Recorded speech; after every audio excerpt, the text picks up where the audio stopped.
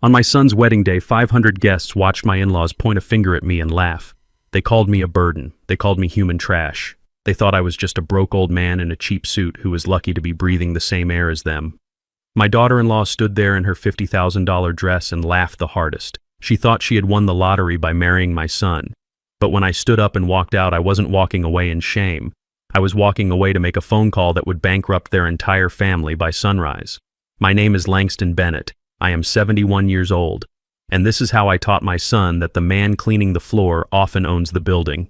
If you have ever been underestimated because of how you look or where you come from, like this video and subscribe. Let me know in the comments which city you are watching from. The crystal chandeliers of the Grand Plaza Hotel ballroom were blinding. They were designed to intimidate, and everything about this wedding was calculated to make people feel small. I sat at table 42. It was the table furthest from the stage, tucked behind a massive pillar and right next to the swinging doors of the kitchen. Every time a waiter walked out with a tray of filet mignon, I got a face full of steam and noise.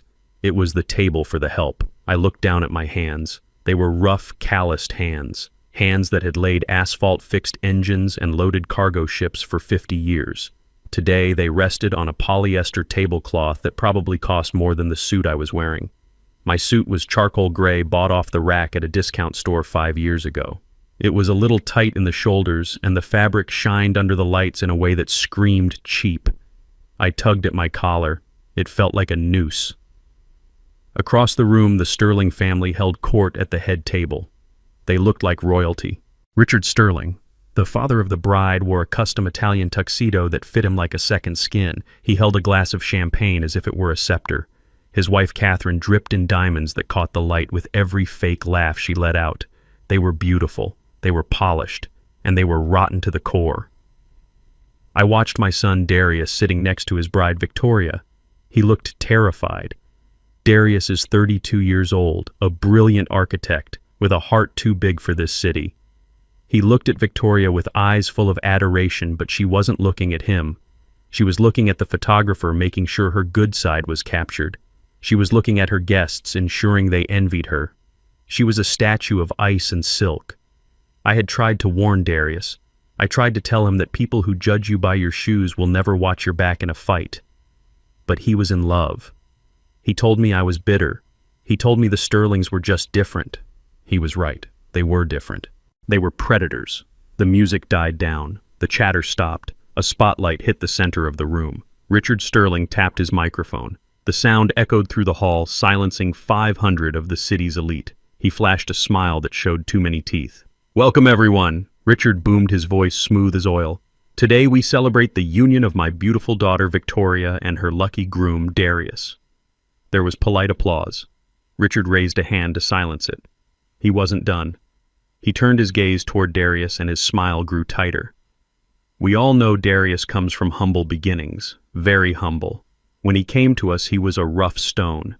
But the Sterling family knows how to polish a rough stone. We gave him connections. We gave him opportunities. We welcomed him into a world he could only dream of." I felt the air in the room shift. It wasn't a toast. It was a declaration of ownership. Richard was marking his territory. Darius shifted in his seat, his smile faltering. But Richard was just getting started. He stepped off the stage and began walking through the tables. The spotlight followed him. He walked past the bankers, the lawyers, the politicians. He walked all the way to the back, to the kitchen doors, to table 42. The light blinded me for a second. Richard stopped right in front of my table. He looked down at me with a look of pure, unadulterated disgust. "You see, folks, we have to give Darius credit," Richard said, his voice dripping with mock sympathy. "It is not easy to climb the ladder of success when you have a heavy anchor tied to your ankle." He pointed a manicured finger at me. "This is Langston, Darius's father. Look at him." 500 heads turned. 500 pairs of eyes judged my cheap suit, my rough hands, my old shoes. I sat perfectly still. My face was a mask of stone. I had faced union busters, corrupt cops, and hurricanes on the open sea. A man in a tuxedo didn't scare me. But it hurt. It hurt because of Darius. Richard chuckled. "Darius has worked so hard to wash off the stench of poverty, but you can't get rid of it completely, can you, son? Not when you have to drag this around. That is not a father. That is a cautionary tale. That is the trash you leave behind when you move up in the world." The room went silent. Deadly silent. It was the kind of silence where you could hear a heartbreak. I looked at the stage. I looked at Victoria. This was the woman who promised to love my son. This was the woman who was supposed to unite our families. Victoria threw her head back and laughed. It wasn't a nervous laugh. It wasn't a polite chuckle. It was a loud, ringing laugh of genuine amusement. She covered her mouth with her hand, her diamond ring sparkling, but her eyes were dancing. She found it funny. Her father calling me trash was the highlight of her night. That laugh was the sound of a guillotine blade dropping. I looked at Darius. He had turned pale. He looked at his wife. He looked at her laughing face. Then he looked at her father standing over me, gloating like a hunter with a trophy kill. And then he looked at me. For 32 years I taught my son to be gentle. I taught him to be kind. I taught him that violence is the tool of the weak. But I also taught him that dignity is not negotiable. Darius stood up. His chair scraped loudly against the floor. The sound cut through Victoria's laughter. She stopped. She looked at him confused. "Sit down, Darius," she hissed. "My dad is just joking. Don't be so sensitive." Darius ignored her. He walked to the center of the stage. He took the microphone from the stand. His hand was trembling, but his eyes were dry. He looked out at the sea of faces. He looked at Richard, who was still standing next to me, smirking. "You called my father trash," Darius said. His voice echoed through the speakers. It wasn't loud, but it was heavy. Richard shrugged. "I call it like I see it, son. I am just saying you should be grateful we overlook his existence." Darius looked down at the ring on his finger, the platinum band I had paid for by selling my vintage truck because the Sterlings insisted on a specific jeweler. He pulled it off. "My father worked 18 hours a day to put me through college," Darius said. "He wore the same boots for 10 years so I could have new sneakers for school. He ate leftovers so I could have fresh meat. You call him trash. I call him the only man in this room worth a damn." He turned to Victoria. She looked annoyed now, not scared, just annoyed that her party was being interrupted. "Darius, stop it," she snapped. "You are embarrassing me. Sit down." Darius looked at her, and for the first time in 3 years the fog of love lifted from his eyes. He saw the predator beneath the silk. "There is no wedding," he said. The gasp from the crowd sucked the air out of the room. "What did you say?" Victoria shrieked. "I said it is over," Darius said. He threw the ring. It hit the floor with a tiny metallic ding that sounded like a gunshot. "I am not marrying into a family that mocks the man who made me who I am. We are done." Chaos erupted. Catherine Sterling stood up and screamed, "You ungrateful little rat! You will pay for this!" Richard turned red. His veins bulged in his neck. He lunged toward me, grabbing my lapel. "You tell your son to fix this right now." "Old man," he spat, "do you know how much this night cost? You fix this, or I will bury you both." I didn't blink. I slowly reached up and removed his hand from my suit. My grip was iron. I saw a flicker of fear in his eyes. He realized too late that the muscles under my cheap jacket were not from age, but from a lifetime of hauling steel. "Don't touch me," I said. My voice was low, a rumble of thunder before the storm. "And don't worry about the cost. You have bigger debts to worry about." I stood up. I straightened my jacket. I turned my back on him. I walked toward the stage where Darius stood alone, trembling like a leaf in a hurricane. The guests parted like the Red Sea. Nobody wanted to be near the disaster. I climbed the steps. I put my arm around my son's shoulders. He collapsed into me, burying his face in my chest, just like he did when he was 5 years old and scraped his knee. "Let's go, son," I said. We walked out. We walked past the screaming bride. We walked past the cursing father. We walked past the whispering crowd. We walked out the double doors of the Grand Plaza Hotel and into the cool night air. The valet brought my truck around. It was a 20-year-old Ford faded blue with rust on the wheel wells. It rattled when it idled. It was the only vehicle I let the Sterlings see. I opened the passenger door for Darius. He climbed in tears, streaming down his face, ruining his expensive tuxedo. He looked broken. He looked like a man who had lost his entire world in the span of 10 minutes. I walked around to the driver's side. I climbed in and started the engine. The old truck roared to life. As we pulled away from the curb, leaving the lights and the noise behind us, Darius finally spoke. "Dad, I ruined everything," he sobbed. "I lost her. I lost my job. They are going to ruin me. I have nothing left. I reached into the glove compartment. I pulled out a secure satellite phone. It was black heavy and definitely not something a poor retired mechanic would own.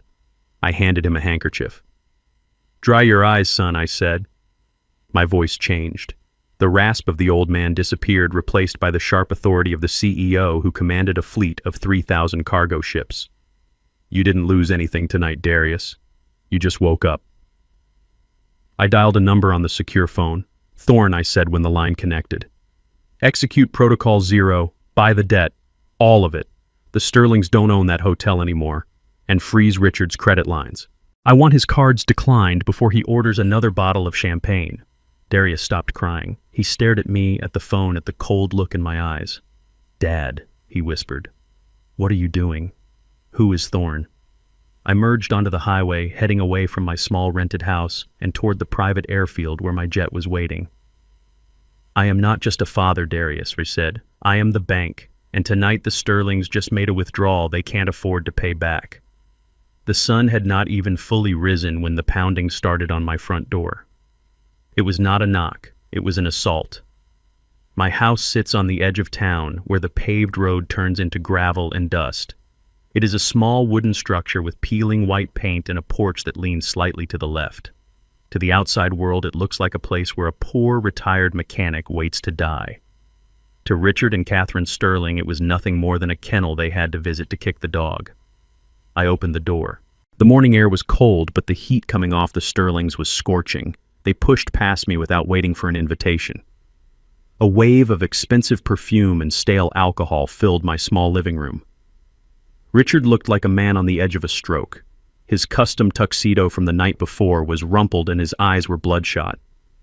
Catherine was still wearing her diamonds, but they looked sharp and cold in the morning light, and Victoria stood behind them. Her eyes were swollen, but her face was twisted into a sneer of pure hatred. "This place smells like old grease," Catherine said, wrinkling her nose. She looked at my worn armchair and the small television set from the 90s. I closed the door slowly. I did not offer them a seat.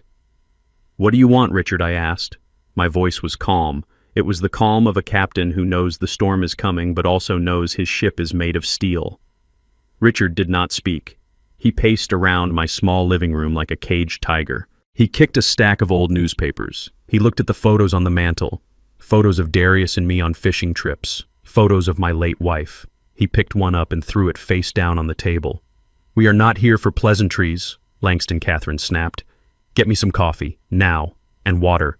I looked at Darius, who had spent the night on my sofa. He was curled up in a ball, still wearing his tuxedo trousers and an undershirt. He looked up at them with fear in his eyes. He was a grown man, an architect who built skyscrapers, but in front of these people he was a child again. I went to the kitchen. I poured black coffee into a chipped mug. I filled a glass with tap water. I walked back into the living room. I handed the coffee to Catherine. She took it. She looked at the steam rising from the cheap instant blend. "You are too slow, old man," she hissed. She flicked her wrist. The hot coffee splashed across my chest. It soaked into my flannel shirt. It burned my skin. The dark liquid dripped onto my linoleum floor. I did not flinch. I did not yell. I just stood there. I felt the heat on my skin, but it was nothing compared to the fire burning in my gut. A woman who I knew for a fact was 3 months behind on her country club dues had just thrown coffee on a man who could buy the coffee plantation. "Oops," she said, her voice flat. No apology, just a challenge. I took the mug from her hand and set it on the table. I wiped my shirt with a rag I kept in my pocket. "State your business," I said. Richard stopped pacing. He reached into his jacket pocket and pulled out a thick envelope. He threw it at me. It hit my chest and fell to the floor. "Pick it up," he commanded. I bent down. My knees cracked. I played the part of the old man perfectly. I picked up the envelope and opened it. Inside was a single sheet of paper. It was an itemized bill. The venue, the catering, the flowers, the band, the security, the emotional distress. The total at the bottom was circled in red ink, $250,000. "You owe us this," Richard said. "You and your son ruined the most important night of our lives. You humiliated us in front of the governor, in front of our investors. You broke a contract." I looked at the number. It was a lot of money for a mechanic. It was pocket change for me, but that wasn't the point. "We are suing you," Victoria spoke for the first time. Her voice was ice. "Breach of promise. Intentional infliction of emotional distress. Fraud. By the time we are done, you will be living in a cardboard box under the highway." I looked at Darius. He was shaking. He stood up slowly. "Victoria, please," he begged. "I don't have that kind of money. You know I don't." Richard laughed. It was a bark of a laugh. "We know you don't have it, boy," he said. "We know exactly what you have. We know you took out a high-interest loan just to pay for the engagement ring. We know you are maxed out on 3 credit cards trying to keep up with my daughter's lifestyle." I turned to my son. Darius looked at the floor. "Is that true, son?" I asked softly. Darius nodded. Tears streamed down his face. "I wanted to make her happy, Dad," he whispered. "They said I had to prove I could provide. I borrowed $50,000 from a lender. The interest is 40%. I thought once we were married I would get the promotion and I could pay it back." I closed my eyes. My son. My brilliant, kind son. They had bled him dry before the wedding even started. They had turned him into a debtor just to feel worthy of their love. "You are pathetic," Catherine said. She looked at me. "And you are responsible. You raised a failure. You will pay this bill, or we will take this shack. We will take his car. We will garnish every paycheck he earns for the rest of his miserable life." Richard stepped close to me. He was tall, but I was broader. He poked a finger into my chest right where the coffee stain was drying. "You have 24 hours, he said. "Find the money. Sell a kidney. I don't care. If I don't have a certified check by tomorrow noon, I am filing the lawsuit. And I will make sure Darius never works as an architect in this city again. I know people. I will bury him." He turned and walked to the door. Catherine followed him. Victoria stopped. She looked at Darius one last time. "You were never good enough," she said. "I was doing you a favor." She slammed the door behind her. The silence that followed was heavy. It was the silence of a tomb. Darius collapsed onto the sofa. He put his head in his hands and sobbed. It was a guttural sound, the sound of a man who has lost his dignity, his love, and his future all at once. "I am sorry, Dad," he choked out. "I am so sorry. I lost everything. They are going to take your house. They are going to destroy us." I walked over to the window. I watched the Sterlings get into their rented limousine. I watched them drive away, kicking up dust on my gravel road. They thought they had won. They thought they had crushed a bug. They had no idea they had just walked into the lion's den and pulled its tail. "Get up, Darius," I said. He didn't move. "Dad, just leave me alone. I need to think. Maybe I can beg them. Maybe I can work out a payment plan." I walked over to him. I grabbed his shoulder. My grip was firm. I said, "Get up. We are not begging anyone, and we are not paying them a dime." Darius looked up. He saw something in my face he hadn't seen before. The mask of the tired old father was slipping. Underneath was the face of a man who negotiated million-dollar contracts for breakfast. "Follow me," I said. I walked to the kitchen. I moved the small circular table. I pulled back the worn rug that covered the linoleum. Underneath was a wooden floorboard that looked loose. Darius wiped his eyes. "Dad, what are you doing?" "We don't have time for home repairs." I ignored him. I pressed my thumb against a specific knot in the wood. A hidden panel slid open, revealing a digital keypad. Darius gasped. I typed in a 12-digit code. A green light flashed. There was a hiss of hydraulics. A section of the floor about 4 feet wide began to lower into the ground, revealing a steel staircase. "Come on," I said. I started down the stairs. Darius hesitated. He stood at the edge, looking down into the darkness. "Dad," he whispered. "What is down there?" The truth I called back. He followed me. As we descended, the air changed. The smell of stale coffee and old wood disappeared. It was replaced by the hum of electricity and the scent of conditioned air. We reached the bottom. I clapped my hands twice. Lights I commanded. The basement flooded with bright white light. This was not a cellar. It was a fortress. The walls were lined with soundproofing foam. In the center of the room sat a massive desk made of mahogany. Behind it was a wall of monitors, 12 screens in total, glowing with live data. Stock tickers scrolled across the top. Satellite feeds showed cargo ships moving across the Atlantic. Another screen showed real-time banking information. Darius stood at the bottom of the stairs, his mouth open. He looked around the room. He looked at the ergonomic leather chair. He looked at the secure server racks humming in the corner. He looked at the framed magazine cover on the wall. It was Forbes. The headline read, "The Ghost of Logistics: How Langston Bennett Built an Empire from the Shadows." He walked over to the magazine. He touched the glass. He looked at me. "Dad," he stammered, "that is you, but you fix cars. You grow tomatoes. You drive a truck that barely starts." I walked over to the desk. I sat down in the leather chair. It fit me much better than the cheap sofa upstairs. I typed a command on the keyboard. The center screen changed. It pulled up a detailed financial report on Richard Sterling. "I do fix cars," I said. "I like fixing cars. It keeps my hands busy. But that is my hobby, Darius." I pointed to the screens. "This is my job. I own Bennett Logistics. I own the shipping containers that bring Richard Sterling's cheap products into this country. I own the warehouse where he stores them. And as of 5 minutes ago, I own the debt on the limousine he just drove away in." Darius leaned against the wall as if his legs had given out. "You are rich," he whispered. I shook my head. "Richard Sterling is rich, son. He has money. He spends money. He flashes money." I leaned forward. My eyes locked onto his. "I am wealthy. There is a difference.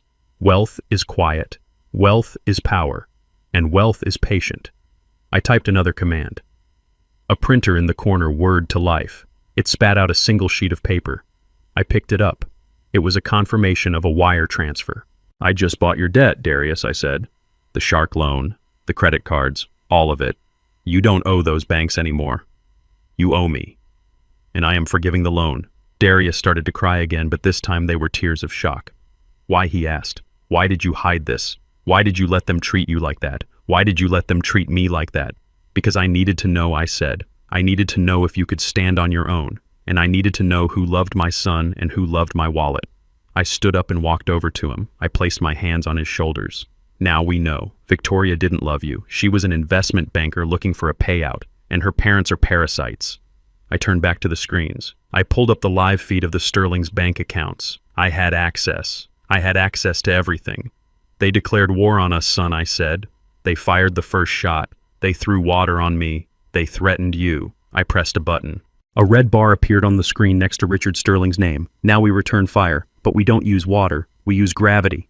We are going to pull the ground out from under them so slowly they won't even realize they are falling until they hit the bottom." I looked at Darius. "Are you ready to stop being a victim?" Darius wiped his face. He straightened his back. He looked at the screens. He looked at the debt that was no longer hanging over his head. "Yes, Dad," he said. "Good. Pull up a chair. Let me show you how we bankrupt a millionaire before lunch." Darius was staring at the screens like a caveman looking at fire. He held the paper I gave him, but his hands were shaking too much to read it clearly. I picked up the secure line again. "Thorne," I said. "Status on the secondary liabilities." Thorne's voice was crisp on the speaker. "Acquired, sir. We bought the debt portfolio from the lender 3 minutes ago. You now own the $50,000 loan and the 3 maxed-out credit cards. Interest rate, 0%, sir. Good. Mark them as paid in full. Send the confirmation to my son's phone. Now." I hung up. It took exactly 12 seconds. Darius's phone buzzed in his pocket. He pulled it out. He looked at the screen. He looked at me. His knees actually buckled and he had to grab the edge of the mahogany desk. "It is gone," he whispered. "The debt. It says 0 balance. Dad, how did you do that? Those banks. They were calling me 5 times a day." I leaned back in my leather chair. "I didn't call the bank, Darius. I bought the collection agency that held your paper. It was cheaper than paying the interest. You are free. You don't owe anyone a single cent except me. And I don't charge interest. I charge loyalty." Darius looked at the balance again. For 3 years he had been drowning. He had been working overtime, skipping meals, and selling his things just to keep Victoria in designer shoes. And with one phone call I had cut the anchor chain. But I could see the doubt in his eyes. He was happy, but he was scared. He didn't understand the scale of the war we were fighting. He thought this was magic. It wasn't magic, it was leverage. And we were about to need a lot more of it because the Sterlings were not going to take the humiliation lying down. The large monitor in the center of the wall blinked red. My AI sentiment tracker had picked up a spike in mentions of Darius's name. I maximized the window. It was a live stream. Victoria was sitting in her parents' sunroom. She looked perfect. Too perfect. Her makeup was done to look like she hadn't slept. She was wearing a simple white shirt, not the silk she usually wore. She was playing the victim card, and she was playing it like a virtuoso. "I am so scared, you guys," she whispered to the camera, tears welling up on command. Darius was always so controlling. I didn't want to say anything before because I loved him. But last night at the wedding, his father attacked my dad, and Darius threw the ring at me. I was terrified he was going to hit me. I am just glad I got out safe. Please pray for me and my family. The viewer count was climbing by the thousands. Comments were pouring in, calling my son a monster, calling for his head. Darius stared at the screen, his face draining of color. "She is lying," he yelled. "I never touched her. I bought her everything. I worked myself to death for her. Why is she doing this?" Before I could answer, his personal phone rang. It was his boss, Mr. Henderson. A man I knew played golf with Richard Sterling every Sunday. Darius answered it on speaker. "Mr. Henderson, I can explain." "Save it," Darius Henderson snapped. "I saw the video. We have a zero-tolerance policy for domestic abusers at this firm. You are fired effective immediately. Don't come in to clear your desk. We will mail your things. Security has been notified to bar you from the building." Click. The line went dead. Darius dropped the phone. He slumped into the chair, burying his face in his hands. "It is over, Dad," he sobbed. "My career, my reputation. She destroyed me. They took everything. I watched him crumble." It was painful to watch, but it was necessary. He needed to see them for what they were. They weren't just snobs. They were butchers. They didn't just want to win. They wanted to erase him. Darius reached for his phone. "I have to go live," he said, his voice frantic. "I have to tell my side. I have to deny it." I reached across the desk and snatched the phone from his hand. "No," I said. My voice was a whip crack in the quiet room. "You will do no such thing." Darius looked at me wild-eyed. "But Dad, they are ruining me. If I stay silent, I look guilty." I stood up and walked around the desk. I stood over him, blocking the view of the lying woman on the screen. "Listen to me, son. When your enemy is making a mistake, you do not interrupt them. When they are digging a hole, you do not take away their shovel. You hand them a bigger one." Victoria is overplaying her hand. She is emotional. She is desperate. She is making claims she cannot prove. If you argue now, it is just a messy breakup. If you wait until we have the facts, it is perjury. Darius shook his head. "But what facts?" "She is creating the facts." I walked back to my safe. I spun the dial. I pulled out a manila folder. It was thin. It contained only 3 pages. I tossed it onto the desk in front of him. "I have had a private investigator watching the Sterlings for 6 months," I said. "I didn't trust them. I didn't like how they treated you. Call it a father's intuition." Darius opened the folder. He looked at the first page. It was a medical report, a copy of an ultrasound from a private clinic in the city. His eyes went wide. "She is pregnant," he whispered. "She is... Oh my God. We are having a baby." A smile started to form on his lips, a stupid, hopeful smile. He was ready to forgive her. He was ready to run back to her because he thought he was going to be a father. I slammed my hand on the desk, shattering his moment. "Look at the date, Darius. Look at the date of conception." Darius looked down. He did the math. His face fell. He looked up at me, and the pain in his eyes was worse than when he lost his job. "That was the week I was in Chicago for the architecture conference," he said, his voice hollow. "I was gone for 10 days. I didn't touch her for a week before or after because she said she had a migraine." I nodded slowly. "That is right, son. The baby isn't yours. And judging by the timeline, it belongs to someone she sees very frequently, someone she pays." I pointed to the 3rd photo in the file. It was Victoria entering a gym with her personal trainer. His hand was on her lower back. It was intimate. Darius stared at the photo. The last piece of his heart finally hardened. He closed the folder. He didn't cry this time. He looked at the screen where Victoria was still crying fake tears for the camera. He looked at me. His eyes were cold, just like mine. "What do we do now?" he asked. I smiled. Now we let them think they won. 2 days later, the invitation arrived. It came via a courier in a black sedan, not the usual mail carrier. It was a thick cream envelope sealed with the Sterling family crest in red wax. Inside was a summons to dinner at Le Ciel, the only restaurant in the city with 3 Michelin stars and a waiting list that stretched into next year. The card read simply, "Let us make peace. 7 p.m. Darius held the card like it might explode. He looked at me with eyes that were still bruised from sleepless nights. "Dad, I'm not going," he said. "I can't look at them. I can't sit there and pretend they didn't try to ruin me. They still have the lawsuit hanging over my head." I took the card from his hand. The paper felt expensive. It felt like a trap. I knew exactly what this was. It was not a peace offering. It was an ambush. They wanted to get him alone. They wanted to intimidate him into signing something or admitting fault. They wanted to close the loop before the public humiliation destroyed their image completely. "You are going, son," I said. My voice was firm. "You are going to walk in there with your head high. You are going to listen to what they have to say, and you are going to let me drive you." Darius looked confused. "You are going to drive me. But your truck—" "We are not taking the truck," I interrupted. At 6:30, a black Rolls-Royce Phantom pulled up to the curb of my small rental house. It was sleek, silent, and cost more than the entire neighborhood combined. I stepped out of the driver's seat wearing a chauffeur's cap and a nondescript black suit. I opened the back door for my son. Darius stared at the car, then at me. He didn't ask where I got it. He was learning not to ask. He just got in. We arrived at Le Ciel at exactly 7 o'clock. The valet rushed to open the door, but I waved him away. I opened the door for Darius myself, playing the role of the dutiful servant. We walked toward the entrance. The Sterlings were already there, waiting in the lobby like monarchs holding court. Richard wore a suit that probably cost $5,000. Catherine was inspecting her manicure. Victoria was checking her reflection in a glass panel. When they saw Darius, Richard smiled.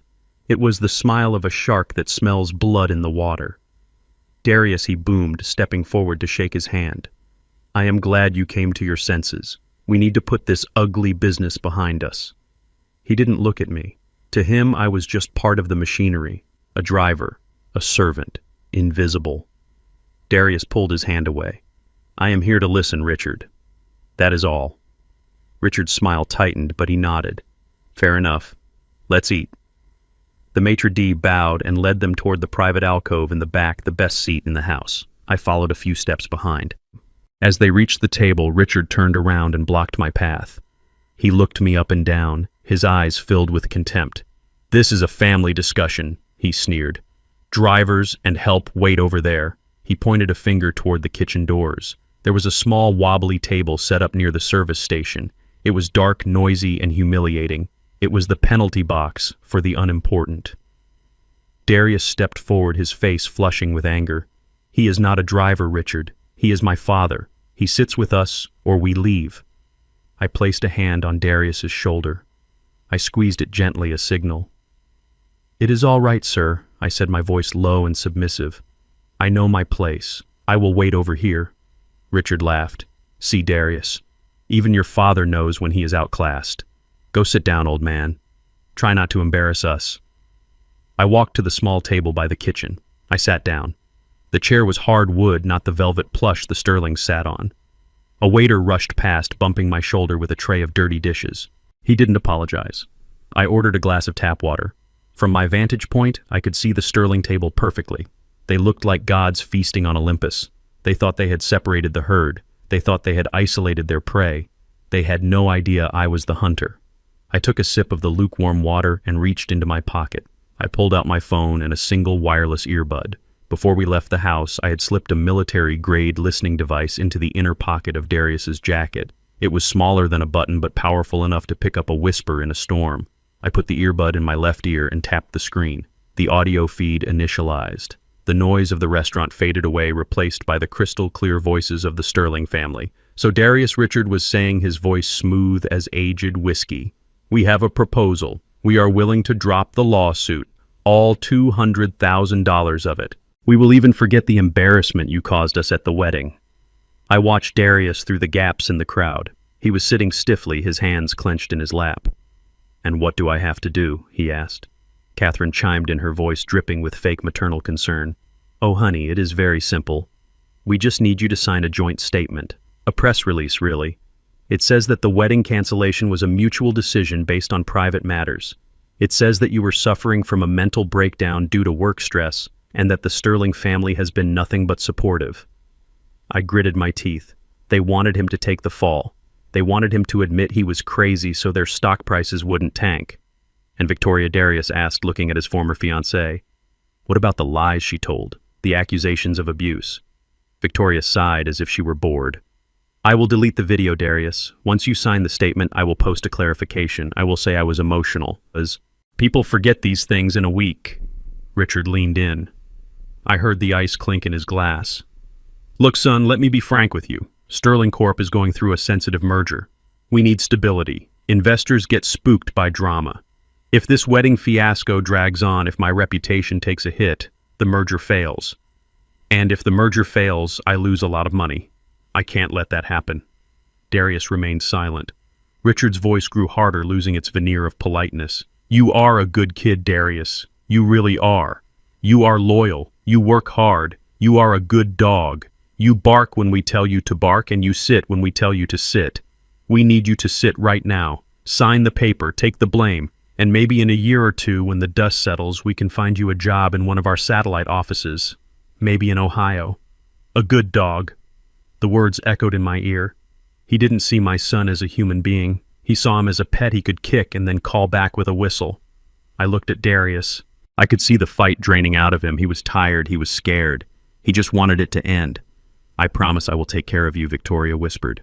"Just be a good boy, Darius. Do this for us." I clenched my fist under the table.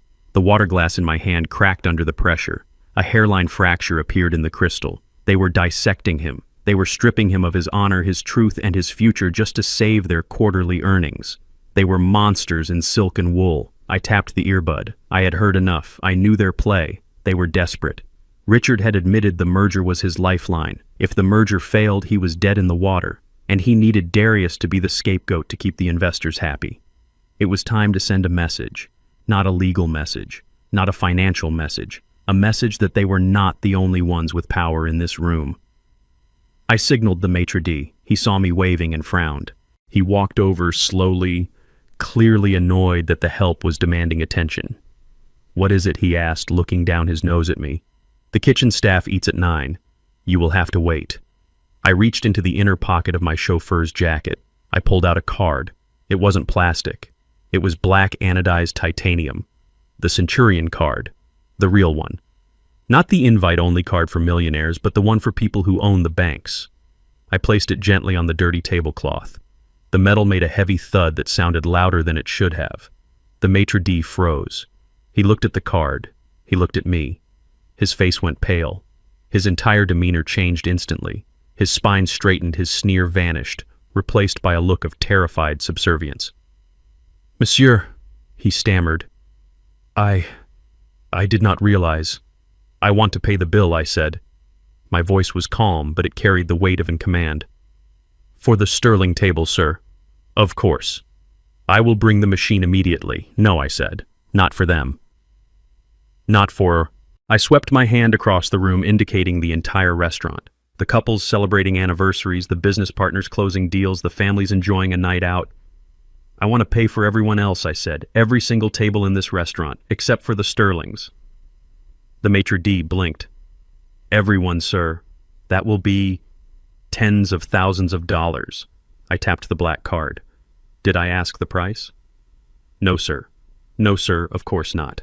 Add a vintage bottle of Dom Perignon for every table," I continued. "Tell them it is a gift from an anonymous friend. Let them toast to freedom." "And the Sterling table?" he asked, his voice trembling. "Bring them their check," I said, "and give Richard Sterling this." I took a linen napkin from the table. I pulled a silver fountain pen from my pocket. I wrote a single sentence on the fabric. The ink bled slightly into the white cloth, making the letters look jagged and cruel. I handed the napkin to the maitre d'. "Deliver this with the bill," I said. "After I leave." "Yes, sir." "Immediately, sir." I stood up. I adjusted my cap. I didn't look at Darius. I didn't look at Richard. I walked out of the restaurant through the main doors. I stood by the Rolls-Royce waiting. Through the large glass windows of the restaurant, I watched the scene unfold. Waiters began moving through the room like a synchronized army. Corks popped, champagne flowed, laughter erupted from every corner of the room as the maitre d' announced the anonymous gift. The atmosphere transformed from hushed dining to a raucous celebration. Everyone was smiling, everyone was cheering, except the Sterlings.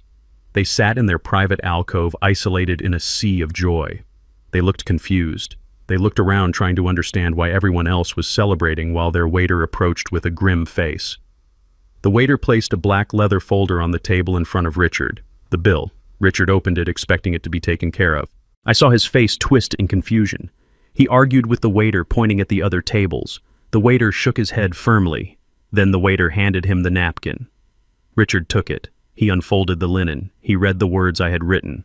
Even from the street, I could see the color drain from his face. He went white as a sheet.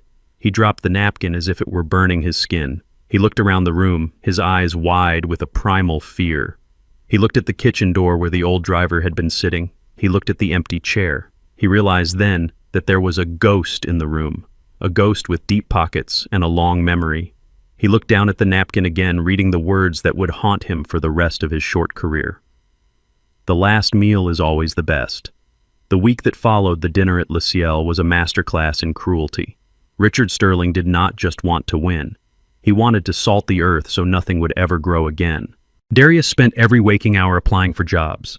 He was a top-tier architect. His portfolio was flawless. He had awards sitting on his shelf that most designers only dreamed of. But suddenly, none of that mattered. I sat in the kitchen drinking my cheap instant coffee, watching him make call after call. I watched the hope drain out of him drop by drop. He called the firm he had interned with. The managing partner hung up the moment he heard Darius's name. He called a boutique design studio in the city. They told him they were suddenly in a hiring freeze even though their website listed 3 open positions. Finally, he called his old mentor, Professor Alcott, a man who had once told Darius he was the brightest student he had ever taught.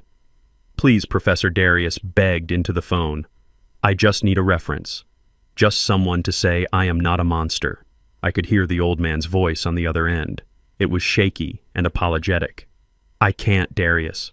Richard Sterling sits on the board of the university. He threatened to pull funding for the new design wing if I associated with you. I am sorry, son. You have become radioactive." Darius ended the call. He stared at the phone for a long time. Then he stood up and walked to his room. I heard the sound of a zipper. I heard clothes being thrown into a bag. I walked to his door. He was packing. Not neatly. He was shoving his life into a duffel bag with the frantic energy of a man running from a fire. "Where are you going?" I asked. "Anywhere," Darius said without looking at me. "Idaho. Alaska. Somewhere the name Sterling doesn't mean anything. I can't stay here, Dad. I am dead here. I will go dig ditches. I will wait tables. I just need to get out." He zipped the bag. He looked at me and his eyes were red and hollow. "I am sorry I failed you, Dad. You built this secret empire and your son can't even get a job drawing bathroom renovations." He hoisted the bag onto his shoulder. He walked toward the front door. He had accepted defeat. He believed the lie that Richard Sterling was a god who controlled the sun and the moon. I blocked the doorway. "Put the bag down, son," I said. "Dad, please move." I said, "Put it down. You are not going to Alaska. You are going to work." Darius laughed. It was a dry, bitter sound. "Work where?" "Nobody will hire me." I checked my watch. It was 8 in the morning. "I will hire you," I said. "Grab your suit. The good one. We have a meeting in 45 minutes. Darius looked at me confused. "Meeting? With who?" "You said you owned logistics. I am an architect, Dad. I don't know how to fix trucks." I opened the door and walked out to the black Rolls-Royce parked in the driveway. Who said anything about trucks? We drove into the city, but this time we didn't go to a restaurant. We drove to the financial district. We pulled up in front of the Millennium Tower, a 60-story glass monolith that dominated the skyline. It was the kind of building that made you feel small just looking at it. Darius looked out the window. "Why are we here, Dad? This is the financial center." I didn't answer. I pulled the car right up to the main entrance. A team of security guards in dark suits stepped forward. They didn't ask us to move. They opened the car doors. They bowed their heads. "Good morning, Mr. Bennett," the head of security said. Darius stepped out onto the sidewalk. He looked at the guards. He looked at the building. Above the revolving doors in polished steel letters was the name Bennett Global Holdings. He froze. He looked at the sign. He looked at me. Dad, he whispered. That is our name. I handed the keys to the valet. It is your name, son, I said. I just kept it warm for you.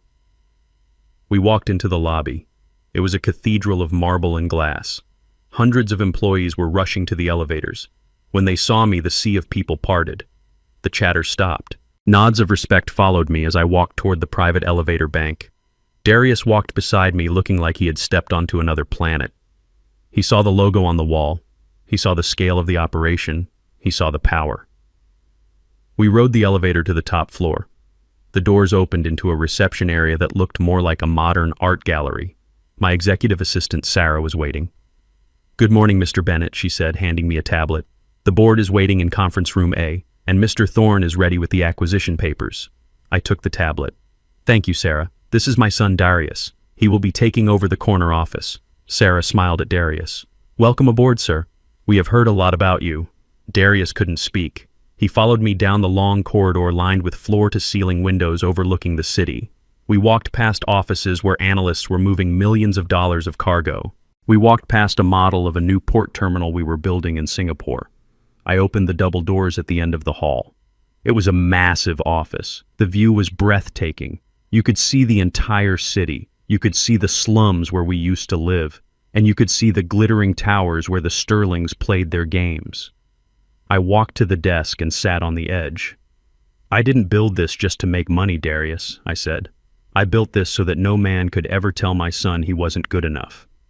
Darius walked to the window. He touched the glass. He looked down at the city that had rejected him an hour ago. You own the building, he said softly.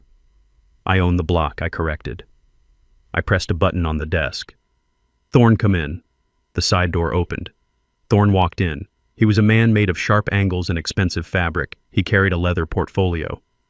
Good morning, gentlemen, Thorne said. Darius turned around. What is happening, Dad? Why am I here? I motioned for Thorne to proceed. Thorne placed a large architectural blueprint on the table. Darius recognized it immediately. His eyes widened. This is the Zenith Project, he said. The new city center development. It is the biggest contract in the state. Every firm is fighting for it. I nodded. Indeed. And do you know who is currently the front runner to build it? Darius frowned. Sterling Development.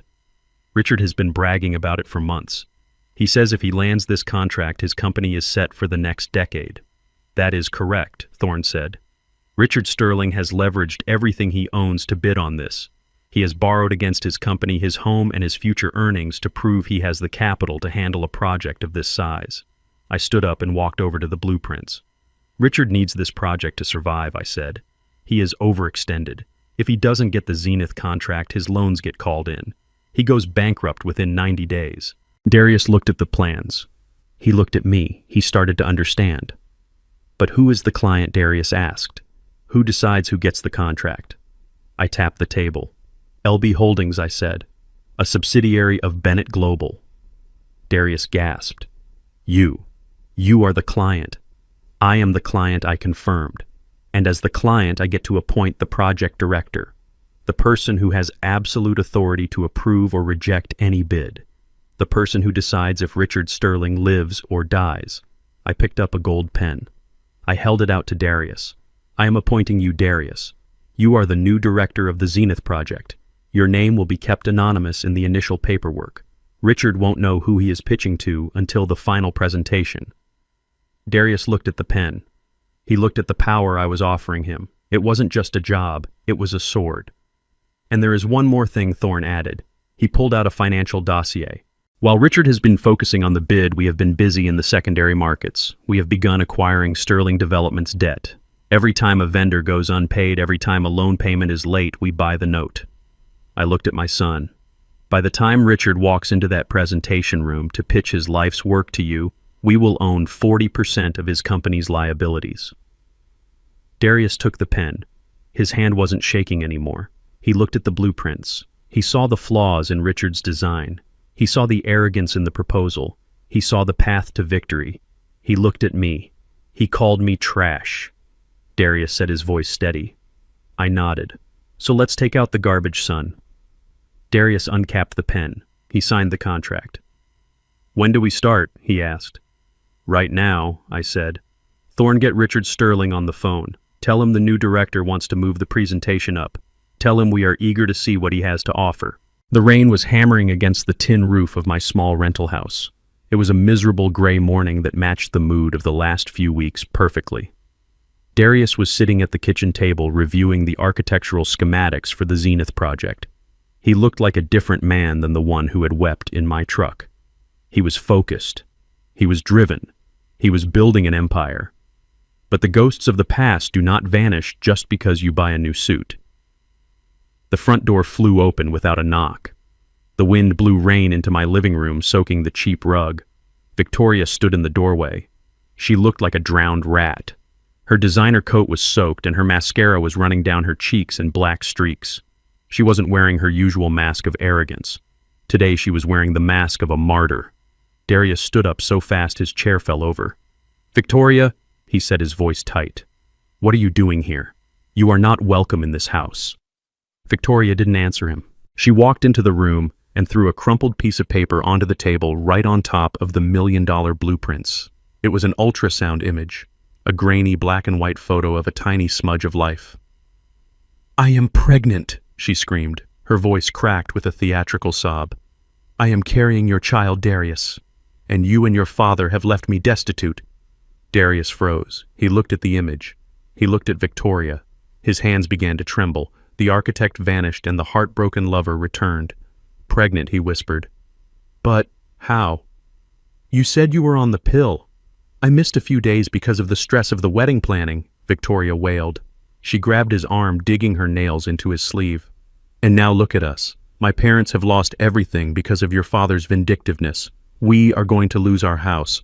I have no money for a doctor. I have no money for prenatal vitamins. I am starving, Darius. She looked at me then. Her eyes were full of venom, but her voice was pleading. You won't let your grandchild starve, will you, Langston? I know you hate me. I know you think I am a monster. But this is an innocent baby. This is Darius's blood. I sat in my armchair in the corner watching the performance. It was impressive. She hit every note. The guilt, the shame, the fear. She knew Darius's weak spot. She knew he wanted to be a father more than anything in the world. What do you want, Victoria? Darius asked. His voice was soft. Too soft. I want $500,000, she said instantly. The tears stopped for a split second as she named the price. I want a lump sum. For medical expenses. For a safe home for the baby. If you give me the money, I will go away. I will raise the child quietly. I won't drag your name through the mud anymore. And if I don't, Darius asked. Victoria's face hardened. Then I will go to the press. I will tell them you abandoned your pregnant wife. I will tell them you and your father are financial terrorists who destroyed my family and left your own flesh and blood to die in the street. I will make sure you never work again. And when the baby is born, I will put it up for adoption. I will give it to strangers so you will never see it. Darius looked like he had been punched in the gut. He looked at the ultrasound. He looked at me. I could see the resolve crumbling in his eyes. I stood up slowly. I hunched my shoulders. I let my hands shake.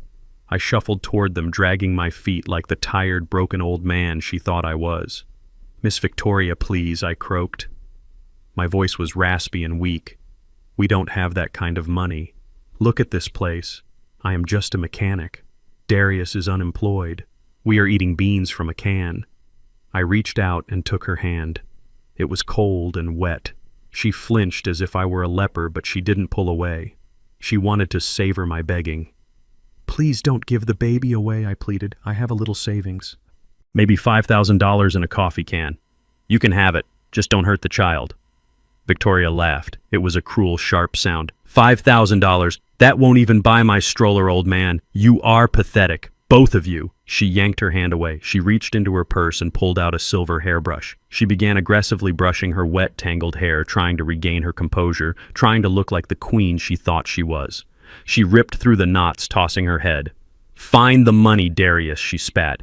You have connections. You have friends. Beg, borrow, or steal. I don't care. You have 48 hours. If I don't see $500,000 in my account, I am calling the news station." She threw the hairbrush onto the table in frustration. It clattered against the blueprints. She turned on her heel and marched out the door, leaving it wide open to the rain. I watched her go. I waited until I heard the engine of her car fade into the distance. Then I straightened my back. The shake in my hands disappeared. The hunch in my shoulders vanished. I walked over to the door and locked it. I turned to the table. Darius was staring at the ultrasound. He was reaching for his phone. "I have to pay her, Dad," he said, his voice frantic. "I can't let her give my baby away. I have access to the company accounts now. I can transfer the money. It is just a loan. I will pay it back." I walked to the table. I didn't look at the ultrasound. I picked up the silver hairbrush Victoria had left behind in her arrogance. It was full of long blonde strands. "Put the phone down, Darius," I commanded. He looked at me with wild eyes. "Dad, you don't understand. That is my child. That is my son or daughter. I can't play games with this." "It is not your child," I said. My voice was cold. It was the voice of the CEO. Darius slammed his fist on the table. "How do you know? You don't know that. You are just cynical. You hate her so much you are willing to sacrifice my happiness." I picked up a clear plastic evidence bag from my drawer.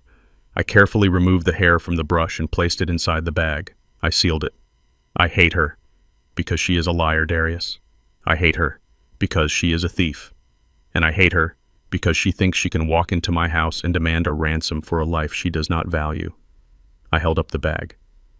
"We are going to run a DNA test," I said. "I have your DNA on file from the insurance protocols at the company. I will have this sample at the lab within the hour. We will have results by tonight." Darius shook his head, tears streaming down his face. "What if you are wrong? What if it is mine? If we wait, if we antagonize her, she might hurt the baby. She might leave. Then we find her," I said. "We have the resources. We have the power. But we do not negotiate with terrorists, Darius. And that is what she is. She is holding an unborn child hostage for a paycheck." Darius looked at the ultrasound again. He traced the outline of the tiny shape with his finger. "I want to believe her, Dad," he whispered. "I want it to be true so badly. I want something good to come out of this mess." I walked over to him. I put a hand on his shoulder. This time I didn't hug him. I gripped him hard, forcing him to look at me. "Listen to me, son. You are the director of the Zenith Project. You control hundreds of millions of dollars. You are a king in this city. Kings do not act on hope. Kings act on intelligence." I took the ultrasound from the table. I held it up to the light. "Look at the date stamp," I said, pointing to the corner. She tried to smudge it, but it is there. That scan was taken 3 days ago. Based on the measurements, the fetus is 12 weeks along. Darius did the math. He counted back. His face went pale. 12 weeks, he said. I was in the hospital with you. You had your heart surgery. I slept in the waiting room for 5 nights. I didn't see her at all that week." I nodded. "Exactly. She wasn't with you. She was comforting herself elsewhere." Darius slumped into the chair. The hope drained out of him, leaving only a hollow ache. "It isn't mine," he said. His voice broke. "It isn't mine." I put the ultrasound down. "No, son, it isn't." I picked up the evidence bag with the hair. "But we are going to prove it. And when we do, we are going to use it to nail her coffin shut." I walked to the secure phone on the wall. I dialed Thorne. "Thorne," I said, "I have a biological sample, priority 1 analysis." And Thorne put a surveillance team on Victoria Sterling. "I want to know everywhere she goes. I want to know who she meets. And I want to know the name of every man she has spoken to in the last 3 months." I hung up. I looked at Darius. "Do not call her," I ordered. "Do not text her. Do not send her a dime. If she calls, let it go to voicemail." Darius nodded slowly. He looked at the blueprints of the skyscraper he was going to build. He picked up his pen. His hand was steady again. "Yes, sir," he said. "Good. Get back to work. We have an empire to run, and we don't have time for fairy tales." The morning news cycle was a synchronized assault designed to bury my son. At 6 in the morning, every local station interrupted their broadcast to show the footage. It was shaky cell phone video, but the subject was clear. Catherine Sterling was collapsing on the marble steps of the courthouse where she had gone to file the lawsuit against Darius. She clutched her chest. She gasped for air. Her face twisted into a mask of agony that was ready for an Academy Award. Richard was right there catching her before she hit the ground, screaming for help while looking directly into the camera lens. The headline scrolling across the bottom of the screen was a death sentence for Darius's reputation. Mother of jilted bride suffers massive stroke, blames stress from wedding trauma. I sat in my kitchen watching the television. Darius was pacing the floor, his hands pulling at his hair. He looked like a man who was about to break. "Dad, I did this," he said, his voice trembling. "I caused this. If she dies, it is my fault. The public is going to tear me apart." I looked at the screen. I looked at the comments rolling in on the social media feed. They were calling my son a murderer. They were calling him a monster who stressed an old woman into a grave. Reporters were already camped out on my lawn, pointing cameras at my windows, waiting for a glimpse of the villains. I stood up and walked to the television. I looked closely at the footage. I froze the frame right as Catherine fell. I zoomed in. I have spent 50 years reading people. I know what pain looks like. I know what a stroke looks like. I have seen men collapse on the docks from heat and exhaustion. When a body shuts down, it goes limp. It is heavy. It is ugly. Catherine did not go limp. As she fell, her right hand instinctively reached out to brace her fall so she wouldn't scuff her Chanel bag. A woman having a massive stroke does not worry about her purse. "She is lying," I said. My voice was calm, but the anger beneath it was hot enough to melt steel. Darius stopped pacing. "What do you mean?" "Look at her dad. She is in the ICU." I turned off the television. "She is in a private room at St. Jude's Medical Center," I corrected. "That is not a hospital, Darius. That is a country club with IV drips. It is where the rich go to hide their addictions and recover from facelifts." I walked to the secure phone on the wall. I dialed Thorne. "Thorne," I said, "who owns St. Jude's Medical Center?" There was the sound of typing on the other end. "It is owned by a private equity firm in Boston," Sir Thorne replied. "They are currently leveraging their assets for a buyout. They are cash poor." "Buy it," I said. There was a pause. "The whole hospital, sir. The whole thing," I said. "The building, the equipment, the doctors, and especially the security camera system. I want the deed in my hand in 1 hour." I hung up. I looked at Darius.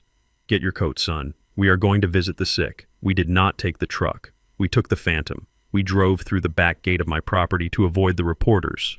We arrived at St. Jude's 45 minutes later. It was a gleaming structure of glass and steel surrounded by manicured gardens. It looked expensive. It looked impenetrable. We walked into the main lobby. It was crowded with press. Richard Sterling had called a press conference. He was going to give an update on his wife's condition. He wanted to milk every ounce of sympathy from the city. I walked past the cameras. I walked past the security guards. I walked straight to the administrator's office. A man named Dr. Vance tried to stop us. He was a tall man with a fake tan and a suit that cost more than a nurse's yearly salary. He saw an old black man in a work jacket and assumed I was lost or the janitor. "You can't be back here," he snapped, stepping in front of me. "This is an administrative area. The service entrance is around the back." I didn't stop walking. I didn't even slow down. Thorne stepped out from behind me. He handed Dr. Vance a tablet. "Dr. Vance," Thorne said, his voice crisp. "My client, Mr. Bennett, has just acquired the controlling interest in this facility. You are no longer the administrator. You are currently trespassing." Vance looked at the tablet. He looked at the digital transfer confirmation. He looked at me. His mouth opened and closed like a fish. "Mr. Bennett," he stammered. I didn't know. We have a VIP patient. Mrs. Sterling, it is a very delicate situation." I snatched the master keycard from his lapel. "I know the situation, Dr. Vance," I said, "and I am about to perform a miracle." I turned to Darius. "Come with me." We took the private elevator to the top floor, the VIP suite. The hallway was quiet. No reporters allowed up here. Only the best for Catherine Sterling. I walked to the nurse's station. The head nurse looked up. She recognized authority when she saw it. "Mrs. Sterling's chart," I demanded. She hesitated. "Sir, patient confidentiality is—" "I own the hospital." I interrupted. "Give me the chart."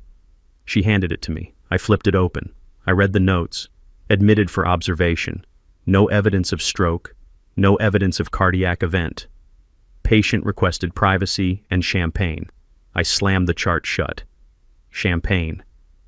While my son was being crucified on national television, she was sipping bubbly. I looked at the security monitors behind the nurse's desk. Camera 4 showed the interior of the VIP suite.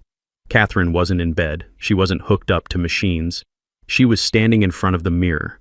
She was fixing her hair. She was holding a glass of wine. And she was laughing. I pointed to the screen. "Can you patch this feed to the main display in the lobby?" I asked the nurse. She looked at the screen. She looked at the lie. She looked at me. She didn't like the Sterlings. Nobody liked the Sterlings. "Yes, sir," she said. "I can override the system." "Do it," I said. "Now."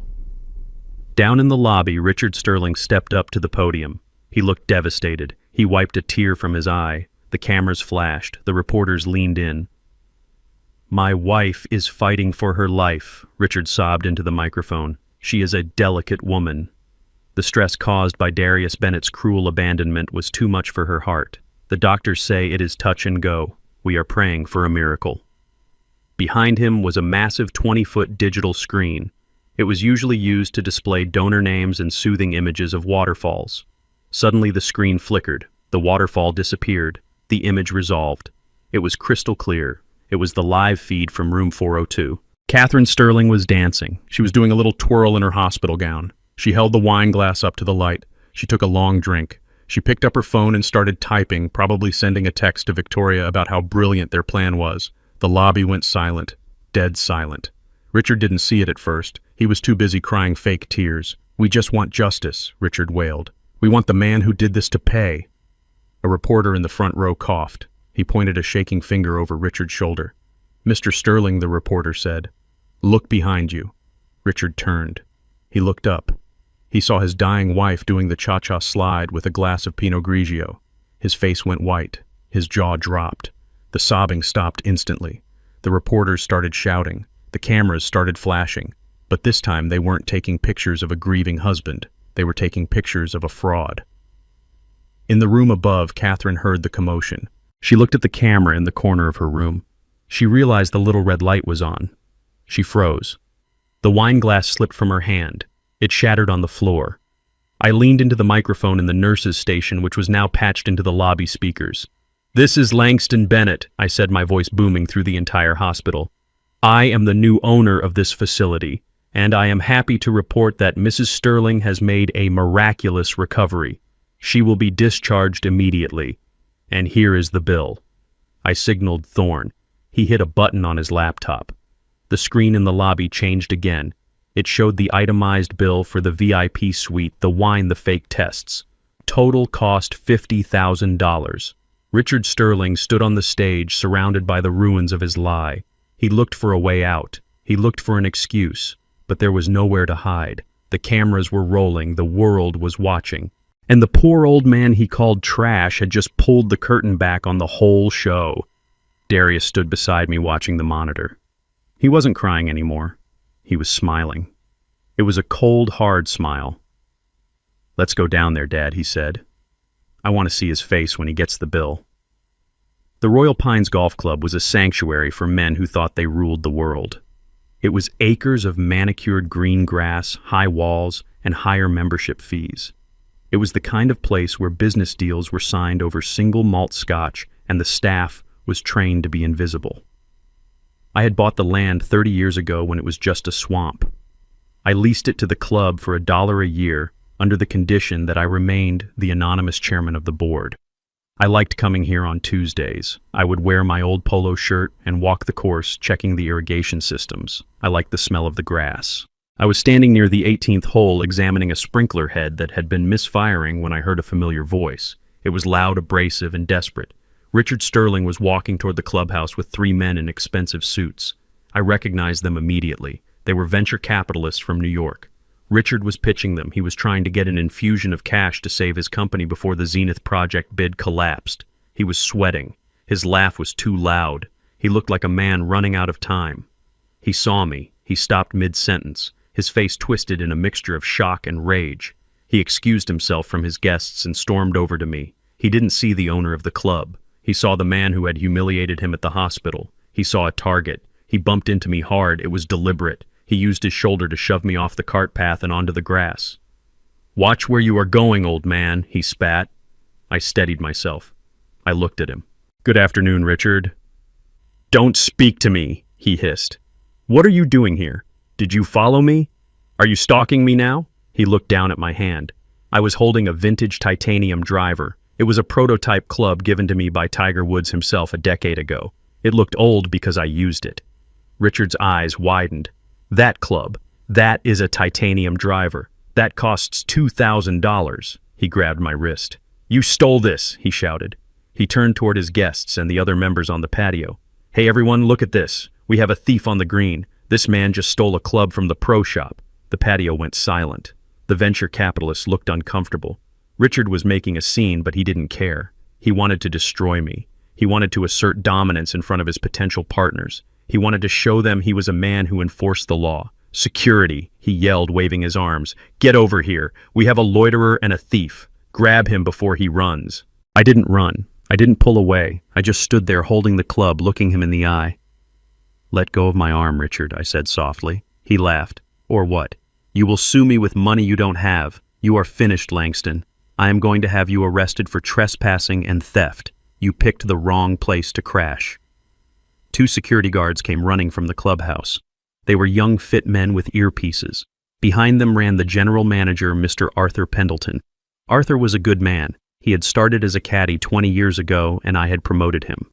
He knew exactly who signed his paychecks. He knew exactly who owned the ground Richard Sterling was standing on. Arthur was pale. He was running so fast he almost tripped. He saw Richard holding my arm. He saw the security guards reaching for their batons. He looked like he was about to have a heart attack. Stop, he screamed. His voice cracked. Stop right now. Richard smiled smugly. Finally. Arthur, get this trash out of here. He stole a club and he is harassing my guests. I want him banned. I want him prosecuted. Arthur didn't even look at Richard. He ran straight to me. He pushed past the security guards. He bowed his head. He was trembling. Mr. Bennett, he gasped. Sir, I am so sorry. I didn't know you were on the course today. Are you all right? Did he hurt you? The security guards froze. They lowered their batons. They looked at Arthur, then at me. They stepped back instinctively. Richard looked confused. He looked at Arthur. Mr. Bennett, why are you calling him that? He is a mechanic, Arthur. He is a nobody. Why are you apologizing to him? He stole that club. Arthur turned to Richard. His face was red with fury. He straightened his tie. He summoned every ounce of authority he had. Mr. Sterling, release Mr. Bennett immediately. That club belongs to him. In fact, everything here belongs to him. Richard laughed nervously. He dropped my arm. What are you talking about? He cuts the grass, Arthur. Look at his shoes. Arthur signaled the security guards, but he didn't point at me. He pointed at Richard. Mr. Sterling, you have violated the code of conduct of the Royal Pines. You have physically assaulted our honorary chairman and the owner of this property. Richard blinked. Owner. Mr. Bennett founded this club 30 years ago. Arthur continued, his voice ringing across the silent green. He is the reason you are allowed to play here, or rather he was. Arthur turned to the head of security. Escort Mr. Sterling off the premises. Revoke his membership effective immediately. Cut his card. Empty his locker. And notify the gate that if his vehicle attempts to enter the property again, they are to call the police. Richard stepped back. No, you can't do that. I am a platinum member. I have guests. He pointed to the 3 investors who were watching the scene with horror. These men are here to do business with me. You are embarrassing me. I stepped forward. I brushed the dirt off my sleeve where Richard had grabbed me. They are not going to do business with you, Richard, I said. I looked at the investors. I nodded once. Gentlemen, I suggest you check the credit rating of Sterling Development before you sign anything. The man can't even pay his club fees. The lead investor, a man named Davidson, looked at Richard. He looked at the security guards moving in. He closed his portfolio. I think we have seen enough, he said. We will pass on the opportunity, Richard. Good luck. They turned and walked away toward the parking lot, leaving Richard alone on the grass. Richard's face turned purple. You did this, he screamed at me. You told them lies. You tricked Arthur. How much did you pay him to pretend you are important? Security. Arthur barked. Remove him, now. The guards grabbed Richard. One took his left arm, the other took his right. They didn't care about his suit. They didn't care about his dignity. They dragged him. Get your hands off me, Richard yelled, kicking his legs. Do you know who I am? I am Richard Sterling. This man is a fraud. He is a gardener. He is a nobody. They dragged him past the patio. The other members, the lawyers and doctors and senators, watched in silence. They sipped their iced tea and watched a man lose his social standing in real time. They saw him being hauled away like a drunk at a dive bar. Richard dug his heels into the turf, tearing up the grass. He was still shouting at me. "You are just lucky, Langston. You won a lottery or something. You are still trash. You hear me? You are trash in a country club." I watched him go. I stood on the 18th green, the wind blowing through the trees I had planted 3 decades ago. Arthur stood beside me, still shaking. "I am so sorry, sir," Arthur said. "I will have the grass repaired immediately." "It is fine, Arthur," I said. I looked at the gate where Richard was being thrown out onto the asphalt. He was dusting off his jacket, screaming at the closed iron bars. He still didn't get it. He couldn't process the reality. In his mind, I was still the poor old man. He thought I had bribed the staff. He thought it was a trick. He couldn't fathom that the power he worshipped belonged to the man he despised. That is his weakness, I thought. He only sees the costume. He never sees the man. I handed the titanium driver to Arthur. "Put this back in my locker," I said. "I think I am done playing for today." "Yes, sir. Can I get you anything else?" I looked at the investors driving away in their luxury sedans. I knew exactly where they were going. They were going back to their offices to kill the deal with Sterling Development. Richard had just lost his last lifeline. "Get me my phone, Arthur," I said. "I need to make a call. We have a house to buy." Richard was going to need cash fast, and I knew exactly which asset he would try to liquidate next. His prized mansion, the symbol of his status. And I was going to be the only buyer in the market. The Sterling Mansion was a monument to debt. It stood on the highest hill in the city, a white colonial beast with 12 bedrooms and a garage full of leased cars. For 20 years, Richard Sterling had used this house as his primary collateral. He borrowed against the equity to fund his business. He borrowed against the business to pay the mortgage. It was a shell game played with bricks and mortar. But the game was over. The bank had sent a notice of default. They gave him 48 hours to pay the arrears, or they would foreclose. Richard didn't have the money. He didn't even have the money to pay the gardener. I sat in my office at Bennett Global, watching the digital feed from the county clerk's office. I had set an alert for the Sterling address. At 9 in the morning, the listing went live. Richard had panicked. He listed the house for $3 million. It was a fire sale price for a property worth $5 million. He needed cash immediately to stop the bank from seizing the deed and exposing his insolvency to the world. If the bank took the house, it would be public record. Everyone would know Richard Sterling was broke. He would rather sell his soul than let the country club know he was poor. I called Thorne. He was ready. "Make the offer," I said. "How much?" Sir Thorne asked. $1.5 million. Cash. Close by 5 p.m. today. Thorne paused. "That is insulting, sir. That is less than the land value. He will never take it." "He will take it," I said, "because the alternative is being homeless by Friday. And Thorne, tell him the buyer is willing to include a leaseback option. He can stay in the house as a tenant." I hung up. I watched the screen. I imagined Richard sitting in his study staring at the phone. He was drinking scotch. He was sweating. He was praying for a miracle. He thought he was a titan of industry, but he was just a gambler who had run out of chips. The phone rang at Thorne's desk. It was Richard's real estate agent. He was sputtering. He was offended. He said the offer was predatory. Thorne didn't argue. He just gave him a deadline. "Take it or leave it. You have 1 hour." 59 minutes later, the notification flashed on my screen. Offer accepted. Richard Sterling had sold his legacy for pennies on the dollar. He had saved his pride, but he had lost his kingdom. He signed the papers electronically. He didn't read the fine print on the lease agreement. If he had, he would have seen the clause about the rent. $15,000 a month due on the 1st. Late fees were punitive. Eviction proceedings would start after 3 days of non-payment. He thought he had bought himself time. He thought he had outsmarted the bank. He didn't know he had just handed the keys to his castle to the man he called trash. I owned the roof over his head. I owned the bed he slept in. I owned the ground he walked on. I swiveled my chair to look out the window. I could see the hill where his house stood. It looked small from up here. I picked up the phone again. "Thorne, send the welcome packet," I said. "Make sure the rent invoice is on top. And include a fruit basket, cheap fruit, the kind that rots in a day." The next phase of the trap was psychological. I wanted them to feel the walls closing in. I wanted them to know that their safety was an illusion. But while I was tightening the noose around Richard's neck, his daughter was busy spinning a new web. Victoria was walking down Fifth Avenue. She had just come from a pawn shop where she had sold her favorite diamond earrings. They offered her a fraction of what they were worth, but she needed cash for a manicure and a facial. She couldn't let herself go. Appearances were everything. She walked with her head high, ignoring the eviction notices piling up at her parents' house. She told herself this was temporary. She told herself she was a victim. She stopped at a crosswalk, waiting for the light to change.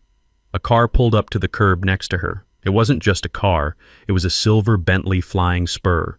The paint looked like liquid mercury. The windows were tinted dark. It was the kind of car that turned heads. It was the kind of car Victoria dreamed of riding in. The back window rolled down. Victoria leaned in, hoping to catch the eye of a rich bachelor. She put on her best smile. But it wasn't a stranger in the back seat. The back seat was empty. The driver leaned across the passenger seat to look at the side mirror. It was Darius. He was wearing a tailored navy suit. He had a fresh haircut. He looked sharp. He looked powerful. He looked nothing like the broken man she had dumped a week ago. He was checking his watch, tapping the steering wheel of a $250,000 vehicle. Victoria froze. Her brain tried to process the image. Darius was broke. Darius was fired. Darius was a loser. But here he was driving a Bentley in the middle of the day, wearing a suit that cost more than her wedding dress. The light changed. Darius accelerated. The Bentley purred and glided away, disappearing into the traffic. Victoria stood on the corner, her mouth open. Her mind started racing. She started calculating. Maybe he wasn't broke. Maybe he had found a new job, a better job, or maybe his father wasn't as poor as he looked. She remembered the truck. But she also remembered the way I had stood up to her father. Greed is a powerful drug. It rewrites memory. It justifies everything. In that moment, Victoria forgot about the fake pregnancy. She forgot about the restraining order she had threatened. She forgot about the insults. All she saw was the car. All she saw was the money. She pulled out her phone. She looked at the blocked number list. She found Darius's name. She unblocked it. She started typing. "Hey stranger," she wrote. "I saw you today. You look good. I have been thinking about us. Maybe we were too hasty. I miss you. Can we talk?" She hit send. She stared at the screen, waiting for the 3 little dots to appear. She waited for the fish to bite. She thought she was casting a line. She didn't realize she was the one on the hook. I was sitting in the office with Darius when his phone buzzed. He looked at it. He frowned. He showed me the screen. "She saw the car," he said. "It is a company car, Dad. I was just taking it to the site meeting. I read the message.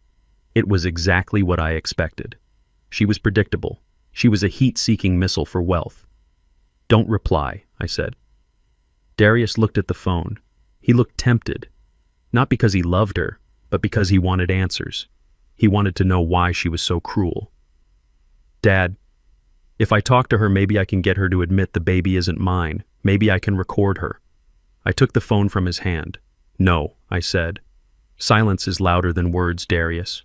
Let her wonder. Let her panic. If you reply, she knows she still has a hold on you. If you ignore her, she will go crazy trying to figure out what you have that she doesn't."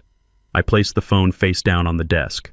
"Besides," I said, "we have a meeting with the Sterling Development team in an hour. You are going to be sitting across the table from her father. You need to be focused. You are the director. You are the man who holds his fate in your hands. Do not let his daughter distract you." Darius nodded. He straightened his tie. He looked at the blueprints of the Zenith project. "You are right," he said. "Let her wait." He picked up his tablet.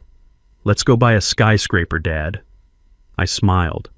"That is my son." Victoria sent 3 more texts that afternoon. Then she called. Then she left a voicemail crying about how hard her life was. She was unraveling. She was realizing that the door she slammed shut might have been the door to the vault. And she was desperate to pry it open again. She didn't know that the only thing waiting for her on the other side was a paternity test and a court order. Her campaign to win him back had begun. But it was a campaign against a fortress that had already raised the drawbridge. The night Victoria arrived on my doorstep, she looked like a fallen angel who had been dragged through the mud. It was 3 days after she had seen Darius in the Bentley. 3 days of silence from my son had driven her to desperation. She stood on my porch, shivering in the cold, wearing a thin coat and carrying a small suitcase. Her makeup was minimal, her hair was tied back in a messy bun. She was playing the role of the refugee. I opened the door.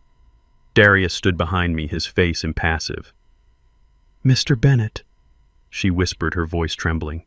"Darius, please, let me in. I have nowhere else to go." She looked at us with wide, teary eyes.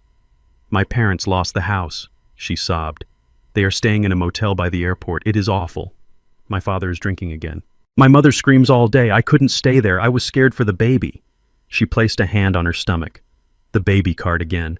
I ran away," she continued. "I couldn't be part of their lies anymore. They forced me to say those things about you, Darius. They threatened to kick me out if I didn't help them sue you. But I love you. I have always loved you. I chose you over them. Please help me." It was a compelling story. If I didn't know better, I might have felt pity. But I knew she had sold her earrings to pay for a facial just 2 days ago. I knew she had been texting her personal trainer asking if he had a spare room. She was here because we were her last option, not her first choice. I looked at Darius. He nodded slightly. It was the signal we had agreed upon. "Let her in," I said, stepping aside. "But understand this, Victoria. This is not a hotel. This is a poor man's house. You work for your keep here." Victoria rushed inside, thanking me profusely. "Oh, thank you, Langston. I will do anything. I just want to be safe. I just want our family to be together." She hugged Darius. He stood stiffly, his arms at his sides. He didn't hug her back. She pulled away, looking hurt, but quickly covered it with a brave smile. "I will make it up to you," she promised. "I will prove my loyalty." We gave her the spare room. It was small, dusty, and filled with boxes of old car parts. The bed was a cot with a thin mattress. There was no heating vent in that room. It was freezing. Victoria looked at the room and I saw her lip curl in disgust. But she caught herself. "It is perfect," she lied. "Thank you." The next morning, the re-education began. I woke her up at 5 a.m. I banged on her door with a wooden spoon. "Wake up," I shouted. "Breakfast doesn't make itself." She stumbled out of the room wearing silk pajamas that cost more than my truck. She looked exhausted. "What is it?" she asked, rubbing her eyes. I pointed to the kitchen. "Darius and I have to go to work. We need breakfast.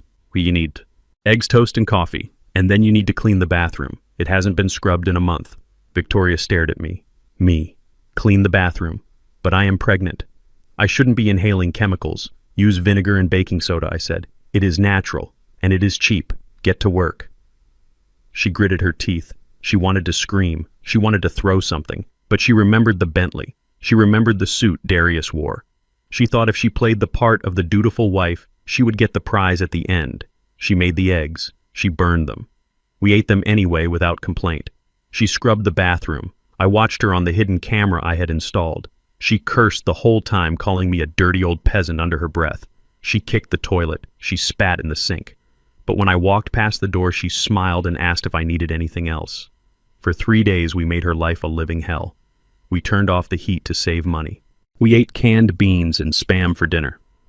I made her wash my greasy work overalls by hand in the sink because I said the washing machine was broken. She did it all. She suffered through the cold, the bad food, and the manual labor. She was determined to secure her future. She was waiting for the moment Darius would take her back and whisk her away to his secret luxury life. But the cracks were starting to show. Her patience was wearing thin. She was hungry. She was cold. And she was starting to wonder if the Bentley was just a rental after all. On the 4th day, I set the trap. I left a bank book on the kitchen counter. It was an old, worn passbook from a local credit union. It looked official. It looked private. I left it right next to the sugar bowl where I knew she would find it when she made her morning tea. I went out to the garage to work on the truck. Darius was in the basement monitoring the cameras. I watched on my phone. Victoria walked into the kitchen. She looked around to make sure she was alone. She saw the bank book. Her eyes lit up. She snatched it off the counter. She opened it with trembling hands. She was expecting to see millions. She was expecting to see the secret fortune that paid for the Rolls-Royce. She flipped to the last page. She read the balance. $50.12. She froze. She reread it. She flipped back a few pages. Deposits of $200. Withdrawals of $190. It was the account of a man living hand to mouth. She threw the book across the room. It hit the wall with a thud. "No," she screamed. "No, no, no. This can't be right."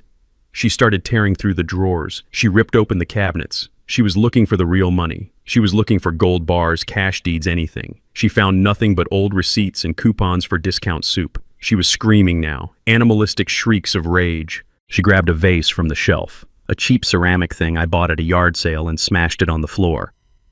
"You lied to me," she yelled at the empty room. "You tricked me. You are broke. You are all broke." She kicked the kitchen chair over. She swept the canned food off the counter. She was destroying my kitchen in a tantrum of pure greed. I heard the noise from the garage. I walked in slowly, wiping grease from my hands. Darius came up from the basement. He stood in the hallway watching her. "Victoria, what are you doing?" I asked, my voice calm. She spun around. Her face was red, her hair wild. She pointed a shaking finger at me. "You fraud," she screamed. "I saw the bank book. $50. You have $50 to your name. Where is the money, Langston? Where is the Bentley? Where is the suit?" "It was a rental," I said, "for a job interview." Darius didn't get the job. Victoria looked at Darius. You loser! You useless, pathetic loser! I scrubbed your toilet. I ate your garbage food. I slept in that freezing box for nothing. She lunged at Darius, hitting his chest with her fists. "I hate you," she shrieked. "I hate your poverty. I hate your smell. I hate this house. I should have stayed with my parents. At least they have class. You are just trash. Dirty, lying trash." Darius caught her wrists. He held her away from him. He looked at her not with anger, but with pity. "You are done, Victoria," he said. "I am done," she laughed hysterically. "I was done the minute I walked into this dump. I am leaving, and I am taking the baby. I am going to find a real man, a rich man, and you will never see this child again." She pulled free and stormed toward the door. She grabbed her suitcase. "I hope you rot here," she spat. "I hope you starve." She slammed the door so hard the windows rattled. I looked at the mess in the kitchen. Broken ceramic, dented cans, the bank book lying open on the floor.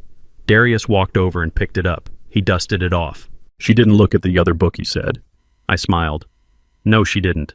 I reached into my pocket and pulled out the other passbook, the one I kept on me at all times. It was from a private bank in Switzerland. I opened it to the last page. The balance was 8 figures long. "She never was much for details, son," I said.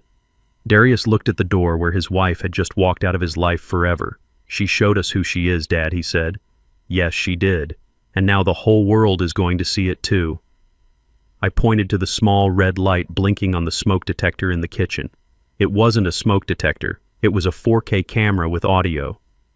"We have everything we need," I said. "The assault, the destruction of property, the admission that she only came back for money, the threat to take the child.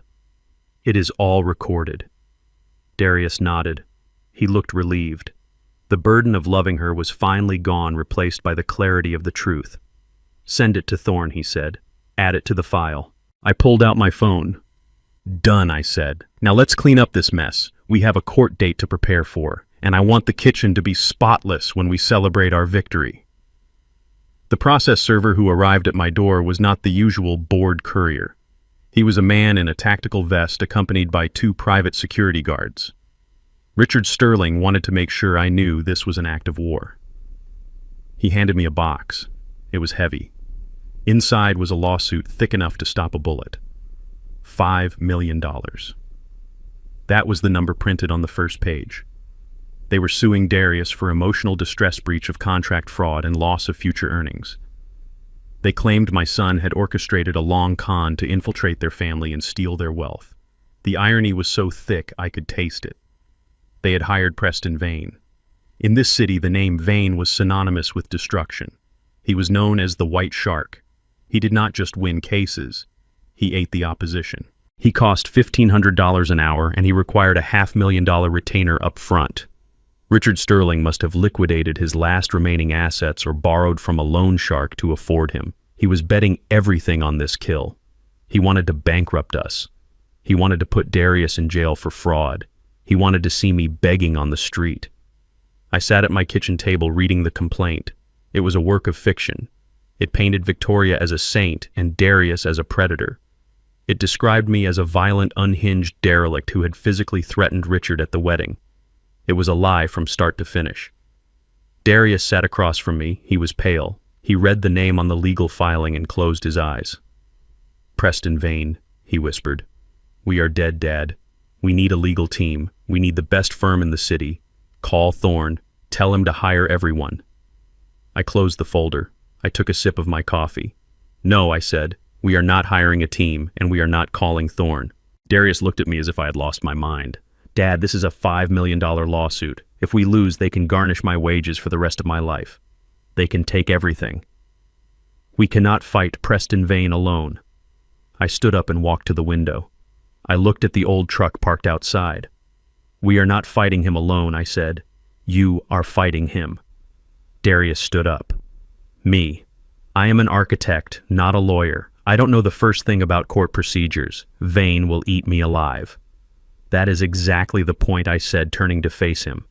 "Richard expects us to show up with high-powered lawyers.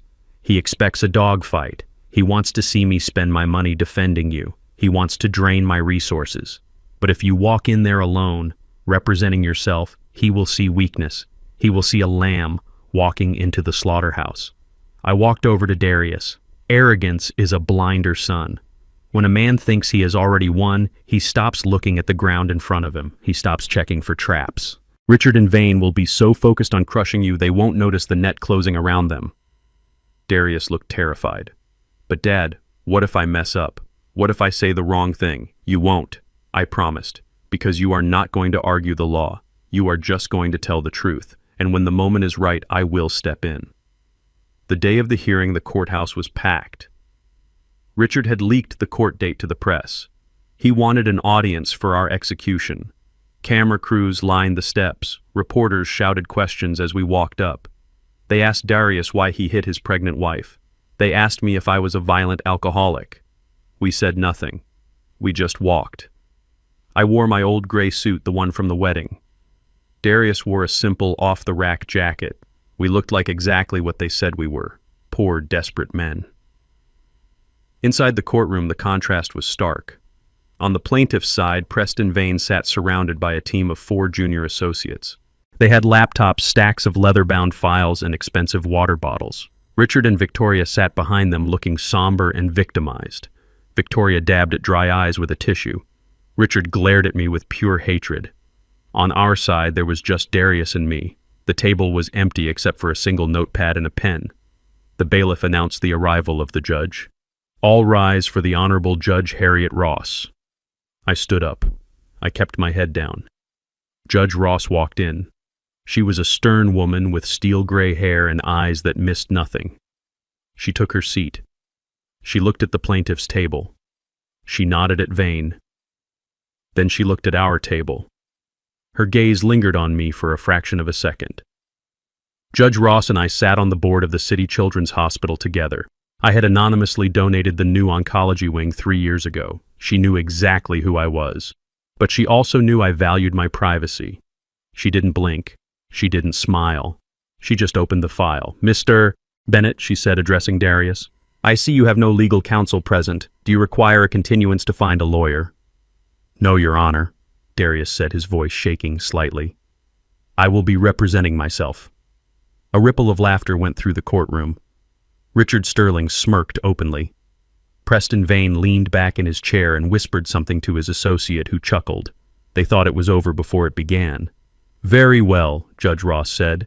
"Mr. Vane, you may proceed with your opening statement." Preston Vane stood up. He buttoned his $3,000 suit.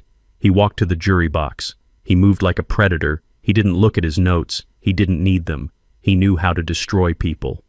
"Ladies and gentlemen of the jury," Vane began, his voice a deep baritone that commanded attention. "We are here today because of a tragedy. Not a death, but the murder of a young woman's dreams. Victoria Sterling gave her heart to the defendant. She gave him her trust. And in return, he gave her abuse, lies, and humiliation." He walked over to where I was sitting. He pointed a finger at me. And he did not act alone. He was coached. He was guided by this man. A man who has contributed nothing to society. A man who lives in squalor and resentment. Langston Bennett is a leech. He looks at people like the Sterling's people who have built this city with their hard work and enterprise, and he sees only targets. He raised his son to be a con artist. He taught him to seduce, to infiltrate, and to destroy. I sat perfectly still. I looked straight ahead. Inside, I was cataloging every word, every insult. Vane was good. He was painting a picture of class warfare. He was telling the jury that we were the barbarians at the gate. Vane turned back to the jury. They claimed poverty to elicit sympathy while spending the Sterling family's money. They claimed love while plotting theft. And when their plan was discovered at the wedding, they reacted with violence. This lawsuit is not just about money. It is about justice. It is about sending a message that you cannot prey on the successful and get away with it. We are asking for $5 million, but frankly, no amount of money can repair the damage these two grifters have caused. He sat down. Richard patted him on the back.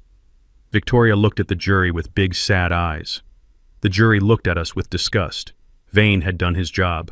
He had dehumanized us. Judge Ross looked at Darius. Mr. Bennett, your opening statement. Darius stood up. He looked small next to Vane. He didn't walk to the jury box. He stood behind his table, gripping the edge. I don't have a speech prepared, Darius said. His voice was quiet, but it carried. Mr. Vane uses big words. He talks about grifters and leeches, but I only have facts. I loved Victoria. I worked hard. I paid for everything I could. And when my father was insulted, I left. That is not fraud. That is dignity. He sat down. It was short. It was honest. But against Vane's theatrics, it felt weak. Richard laughed out loud. The trial proceeded. Vane called witness after witness. He called catering staff who claimed I was rude. He called friends of Victoria who swore she was afraid of Darius. He even called a psychologist who had never met me to testify that my behavior fit the profile of a sociopath. It was a bloodbath. By the afternoon recess, Darius looked defeated. Richard was beaming. He was already spending the settlement money in his head. When the court reconvened, Vane called his star witness. Richard Sterling. Richard walked to the stand. He swore on the Bible. He looked at the jury with the confidence of a man who owns the room. Mr. Sterling, Vane asked, can you tell the court about the financial damage the defendant caused? Richard sighed. It was devastating. My company, Sterling Development, was on the verge of closing the biggest deal in the city history, the Zenith Project. But because of the scandal caused by this wedding, because of the rumors Darius started, our reputation was tarnished. Investors pulled out. We lost millions. My company is bleeding because of these two men. He pointed at us. They are jealous. They are petty. And they ruined me because they couldn't be me. I looked at Judge Ross. She was taking notes. She looked up and met my eyes. I gave a nearly imperceptible nod. It was the signal. Judge Ross cleared her throat. Mr. Vane, she said, cutting Richard off. Before we continue, I have received a motion regarding new evidence submitted by the defense. Vane stood up. Objection, Your Honor. The discovery period is over. The defendant is pro se. He doesn't know the rules. We haven't seen any new evidence. This evidence is of a sensitive financial nature, Judge Ross said, and it pertains directly to the witness's testimony regarding his company's solvency. She looked at Richard. Mr. Sterling, you just testified under oath that your company is bleeding because of the defendants. Is that correct? Yes, Your Honor, Richard said, looking confused. And you testified that you are the sole owner of Sterling Development? I am. Judge Ross picked up a document from her bench, a document that had been delivered by a courier 5 minutes ago. The court has received a filing from a holding company, LB Holdings. They claim to have a controlling interest in your debt, Mr. Sterling. In fact, they claim to own your company's assets entirely due to default. Richard turned pale. LB Holdings. I don't know who that is. That is a lie. It is not a lie, Judge Ross said. The documents are certified. In light of this information and the potential for perjury, I am pausing these proceedings. She banged her gavel. Court is in recess for 30 minutes. Mr. Bennett, Mr. Sterling, and counsel in my chambers. Now! Richard looked at Vane. Vane looked at me. For the first time, the shark looked confused. He looked at the old man in the cheap suit, and he realized he had missed something. I stood up. I buttoned my jacket. I looked at Darius. It is time, son, I said. We walked toward the judge's chambers. The trap had snapped shut, and Richard Sterling was about to find out who was really holding the leash. The recess ended, and the bailiff called the court to order. The atmosphere in the room had shifted. It was no longer a circus. It was a funeral. Richard Sterling sat at the plaintiff's table, wiping sweat from his forehead with a silk handkerchief.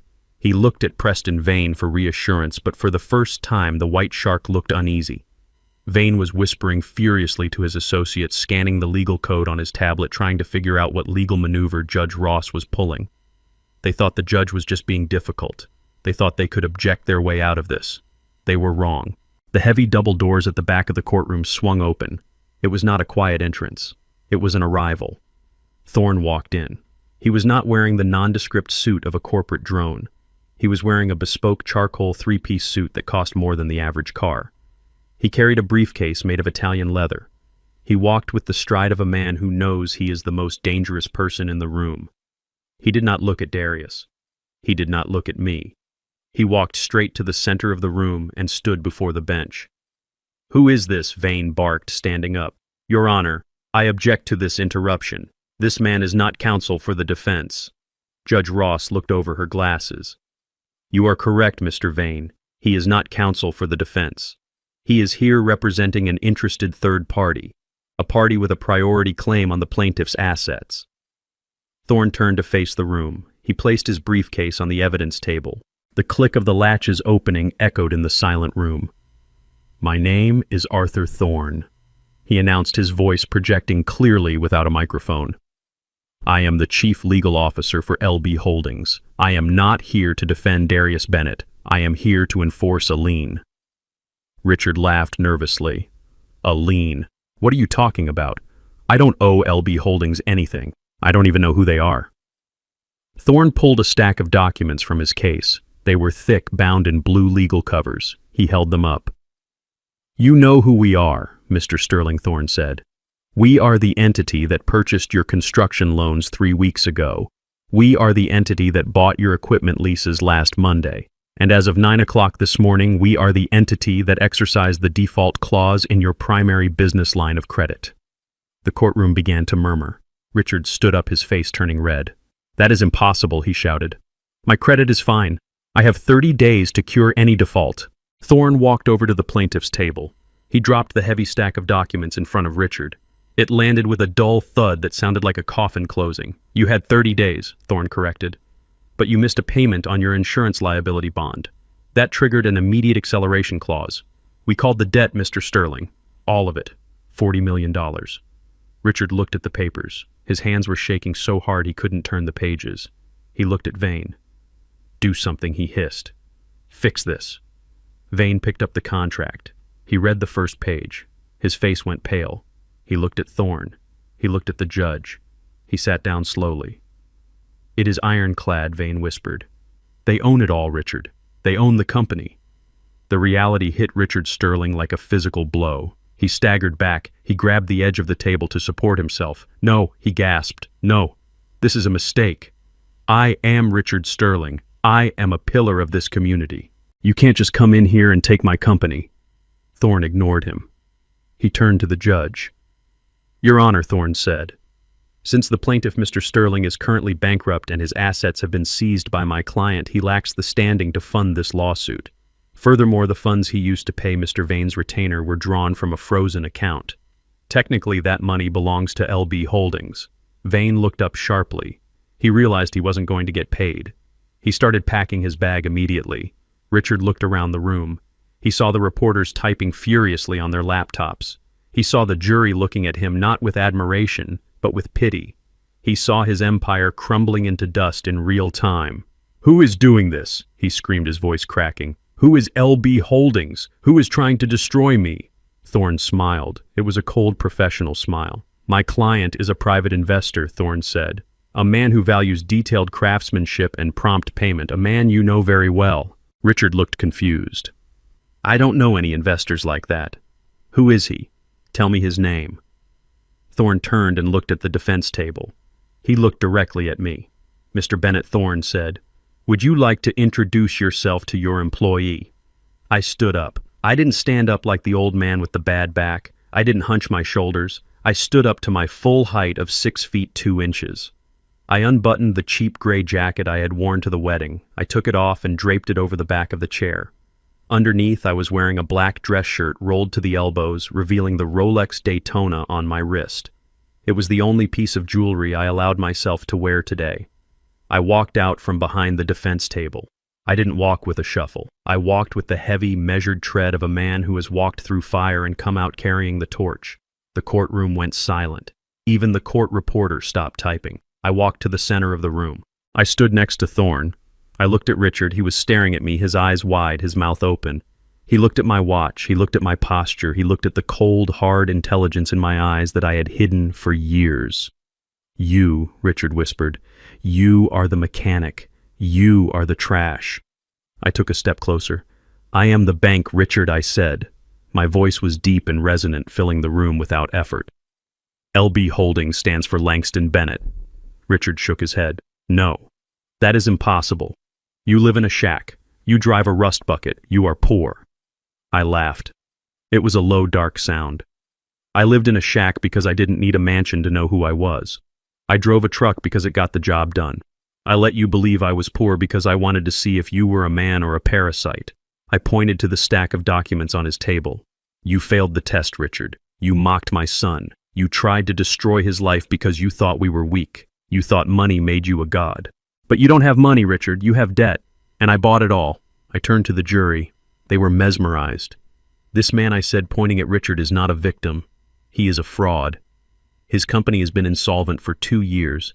He used this lawsuit to try and extort money from my son to cover his losses. He lied to you. He lied to his investors. And he lied to himself." Richard lunged at me. "You stole it," he screamed. "You stole my life." He didn't get far. 2 bailiffs stepped in front of him. Richard collapsed against the table, sobbing. It was an ugly sound, the sound of a man who realizes he is naked in front of the world. Preston Vane stood up. He picked up his briefcase. "Your Honor," Vane said, "in light of these developments, I must withdraw as counsel. My client clearly cannot fulfill his financial obligations." He walked out, leaving Richard alone. I looked at Victoria. She was sitting in the gallery, her face a mask of shock. She looked at me. She looked at Darius. She realized she had walked away from a dynasty to chase pennies. I turned back to Richard. "You called me trash," I said softly, so only he could hear. I leaned in close. "Now I am the man who decides if you sleep in a bed or on a park bench tonight." I turned to the judge. "Your Honor," I said, "as the owner of Sterling Development, I am moving to dismiss this lawsuit with prejudice. My company does not sue its own directors." Judge Ross smiled. It was the first time she had smiled all day. "Motion granted, Mr. Bennett." Case dismissed. She banged the gavel. The sound rang out like a church bell. It was over. The lie was dead. And the truth was standing in the center of the room wearing a black shirt and a Rolex. The gavel had banged, but the echoes of the verdict had barely faded when a shrill scream pierced the silence of the courtroom. Richard Sterling was slumped over the table, a broken man, but his daughter was not ready to accept defeat. Victoria stood up from the gallery bench. Her face was flushed, her eyes wild with a mixture of terror and calculation. She saw the exit signs, but she also saw the man in the black shirt who had just revealed himself to be a billionaire. She saw the life she had dreamed of slipping through her fingers like sand. She looked at Darius, who was standing tall and free. She looked at me, the man she had called trash. And she decided to play the only card she had left, the card she thought was an ace. "Wait!" she shrieked, rushing toward the railing that separated the public seating from the court floor. "You cannot leave. You cannot walk away from this." She grabbed the wooden rail, her knuckles turning white. She pointed a trembling finger at Darius. "What about the baby, Darius? What about your son?" The courtroom froze. The reporters who were packing up their gear stopped. They turned their cameras back on. This was the drama they craved. Victoria saw the lenses focus on her, and she committed fully to the performance. She placed both hands on her stomach, cradling it protectively. She forced tears into her eyes. "You can destroy my father," she sobbed, her voice cracking perfectly. "You can steal his company. You can humiliate us. But you cannot abandon your own flesh and blood. This is your child. This is Langston's grandson. Are you going to let an innocent baby suffer because of your vendetta? Are you going to let your own bloodline starve in the street while you sit in your ivory tower counting your millions?" She looked at me pleadingly. "Langston, please. I know you hate me. I know I made mistakes. But look at me. I am carrying the future of the Bennett family. You are a grandfather. You have a duty. You have a moral obligation to support this child. I need medical care. I need a house. I need security. You have so much. Surely you can spare a few million for the safety of your heir." It was a powerful speech. I could see some of the jurors who had lingered shifting uncomfortably. It played on the most basic human instinct, the protection of children. She was banking on my pride. She was banking on Darius's soft heart. She thought that even if we hated her, we would never risk hurting a Bennett. She was right about one thing. I would never let a Bennett suffer. But she was wrong about the most important detail. I looked at Thorne. He was standing by the evidence table, his hand hovering over his laptop. He raised an eyebrow at me, a silent question. "Is it time?" I nodded once. Thorne cleared his throat. The sound was amplified by the courtroom microphone cutting through Victoria's sobs. "Your Honor." Thorne said, his voice calm and deadly. "Before the court adjourns, there is one final piece of evidence that must be entered into the record. It pertains directly to Ms. Sterling's claims of paternity and her demand for financial support." Victoria stopped crying. She looked at Thorne. A flicker of doubt crossed her face. What evidence, she demanded. "There is no evidence. It is his baby." Thorne didn't answer her. He tapped a key on his laptop. The large projection screen mounted on the wall behind the judge's bench flickered to life. It was usually used for displaying diagrams of traffic accidents or contract disputes. Today it was displaying the end of Victoria Sterling's life as she knew it. The first image that appeared was a document. It was blown up to massive proportions so every person in the room could read the fine print. It was a DNA paternity test report. The header showed the logo of the most reputable genetic lab in the state. The name of the alleged father was Darius Bennett. The name of the mother was Victoria Sterling. The sample source was listed as a hair follicle legally obtained from the residence of the alleged grandfather. The courtroom was silent enough to hear a pin drop. Everyone's eyes were glued to the bottom of the document where the results were highlighted in bold red letters. "Probability of paternity 0%. A collective gasp swept through the room. Victoria stared at the screen. Her mouth opened, but no sound came out. She looked like she had been slapped by a ghost. "That is a lie," she whispered. "That is fake. You forged it." Thorne tapped the key again. The image on the screen changed. It was no longer a document. It was a photograph, a high-resolution surveillance photo taken with a telephoto lens. It showed Victoria standing outside a gym. She was wearing workout clothes. She was not alone. She was wrapped in the arms of a man who was definitely not Darius. He was tall, muscular, and wearing a shirt that said "personal trainer." They were kissing. It was not a friendly kiss. It was passionate. It was intimate. Thorne tapped the key again. Another photo. The same man and Victoria walking into a hotel.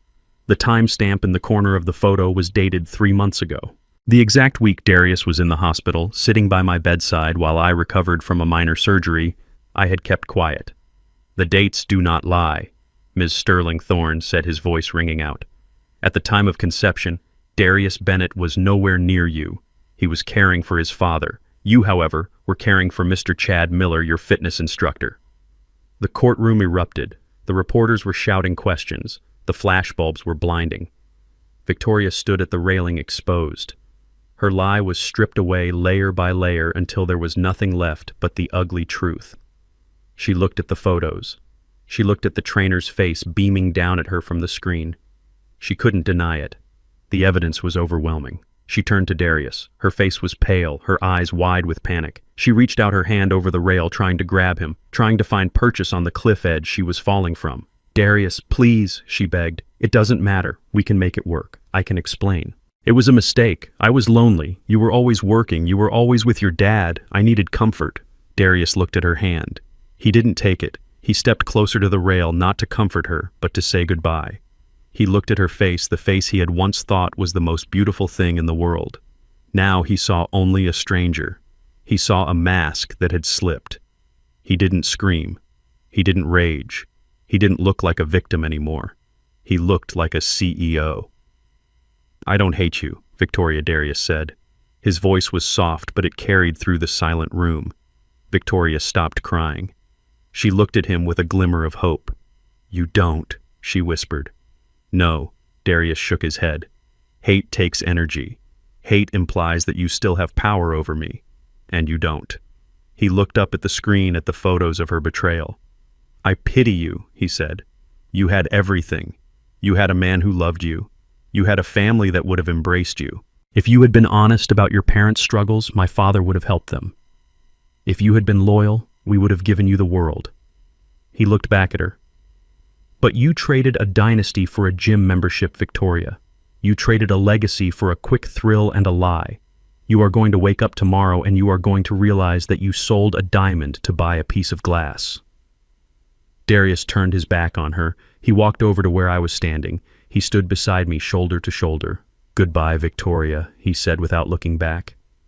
Victoria stood there for a moment, her hands still reaching out, grasping at empty air. The reality crashed down on her. The money was gone. The reputation was gone. The baby leverage was gone. She looked at her father, who was still weeping at the table. She looked at the judge, who was looking at her with stern disapproval. She let out a sound that wasn't quite a scream and wasn't quite a sob. It was the sound of a structure collapsing. Her legs gave out. She slid down the railing and crumbled onto the floor of the courtroom. She curled into a ball, covering her face with her hands, trying to hide from the cameras, trying to hide from the truth. But there was nowhere to hide. The screen above her still showed the DNA results glowing like a neon sign of her failure. I put my hand on Darius's shoulder. "Let's go, son," I said. "We have work to do." We walked out of the courtroom, leaving the Sterlings in the ruins of their own making. We walked past the cameras, past the questions, past the noise. We walked out into the sunlight, which seemed brighter than it had been in months. Darius took a deep breath of fresh air. He adjusted his cuffs. He checked his watch. "Dad," he said. "Yes, son. We are going to be late for the board meeting." I smiled. "Then we better take the jet." The eviction notice had expired at midnight, but I gave them until noon. I wanted the sun to be high in the sky, so there would be no shadows for them to hide in. I pulled up to the wrought iron gates of the mansion I now owned. I was not in the Rolls-Royce today. I was in my old blue truck. It felt appropriate. It was the vehicle they had sneered at, and it was the vehicle that would witness their final exit. Behind me was a convoy of 3 sheriff department cruisers and a black van carrying Thorne and his legal team. The gates were open. As we drove up the winding driveway, I saw a large unmarked box truck parked on the lawn, ruining the landscaping. Men were hauling furniture out of the front door. They were moving fast, too fast for professional movers. They were looting. I parked the truck and stepped out. The sheriff, a man I had known for 20 years, stepped out of his cruiser. He adjusted his belt and walked toward the chaos. "Stop right there," the sheriff shouted. The movers froze, holding a Louis XIV armoire halfway down the stairs. Richard Sterling appeared in the doorway. He was wearing a tracksuit and looking frantic. He saw the police and his face twisted in panic. "What is this?" Richard yelled. "I am just moving my personal property. I have rights." Thorne stepped out of the black van. He held a clipboard. "Actually, Mr. Sterling, you do not," Thorne said, his voice cutting through the humid air. "According to the leaseback agreement you signed, all furnishings, fixtures, and art were included in the sale to LB Holdings. You are currently attempting to steal my client's property. That is grand larceny." Richard dropped the box he was holding. It burst open, spilling silverware onto the driveway. "But I bought these," he stammered. "They are mine." "You sold them," Thorne corrected. "You sold everything to pay your debts. The only things you are legally allowed to remove are clothing and personal toiletries. Everything else stays." I walked up the steps. I looked at the movers. "Put it back," I said. They looked at Richard, then at the sheriff. They didn't need to be told twice. They turned around and started carrying the furniture back inside. Catherine ran out of the house. She was holding a jewelry box. "You can't take my jewelry," she screamed, clutching the box to her chest. "These are family heirlooms." I looked at Thorne. Thorne checked the list. The jewelry was appraised and included in the asset liquidation to cover the outstanding balance of the fraudulent loan Mr. Sterling took out in your name, Mrs. Sterling. It belongs to the estate. Catherine looked at Richard with pure venom. "You said you paid that off," she hissed. "You told me the jewelry was safe." Richard ignored her. He looked at me. He saw the sheriff waiting with handcuffs. He saw the movers leaving. He saw the end of the road. The fight drained out of him. He didn't look like a titan of industry anymore. He looked like a frightened old man. He walked down the stairs slowly. His legs were shaking. He stopped 2 feet in front of me. And then he did the unthinkable. He dropped to his knees. He fell onto the gravel driveway, ruining his expensive tracksuit. He clasped his hands together like a man praying to a vengeful god. "Langston, please," he begged. Tears streamed down his face, mixing with the sweat. "Don't do this. Don't throw us out on the street. We have nowhere to go, no money, no friends." I looked down at him. I remembered the way he had looked at me at the wedding, the way he had pointed his finger, the way he had called me trash. "Get up, Richard," I said. "You are embarrassing yourself." He didn't get up. He crawled forward, reaching for the hem of my work pants. "We are family, Langston," he sobbed. "Darius and Victoria were together for 3 years. We broke bread together. Doesn't that mean anything? I know I made mistakes. I was arrogant. I was stressed. But surely you have mercy in your heart. We are old men, Langston. We should be helping each other." "Family," I repeated. I looked at the house. I looked at the luxury cars being towed away by the repo men I had called. "You tried to frame my son for abuse," I said. "You tried to bankrupt him. You called me garbage in front of 500 people. That is not family, Richard. That is war, and you lost." Catherine stepped forward. She didn't kneel, but she looked desperate. She pointed a shaking finger at her husband. "It is his fault," she screamed. She looked at me, her eyes wide and wild. "Langston, listen to me. I didn't want to do any of it. Richard forced me. He gambled away our money. He made the bad deals. He told Victoria to lie about the baby. I told him it was wrong. I told him we shouldn't mess with Darius." "You liar," Richard shouted from the ground. "You were the one who wanted the country club membership. You were the one who needed the new house. You drove me to this." They started screaming at each other right there on the driveway. They were tearing each other apart, blaming, cursing, revealing every ugly secret they had kept hidden. It was pathetic. It was the end of a dynasty that had been built on sand. "Enough," I shouted. My voice boomed across the lawn, silencing them both. "I don't care whose fault it is. I don't care about your excuses. You are both rot. You are both poison, and you are both leaving." Richard grabbed my leg. "Just give us a month," he pleaded, "or give us a small loan.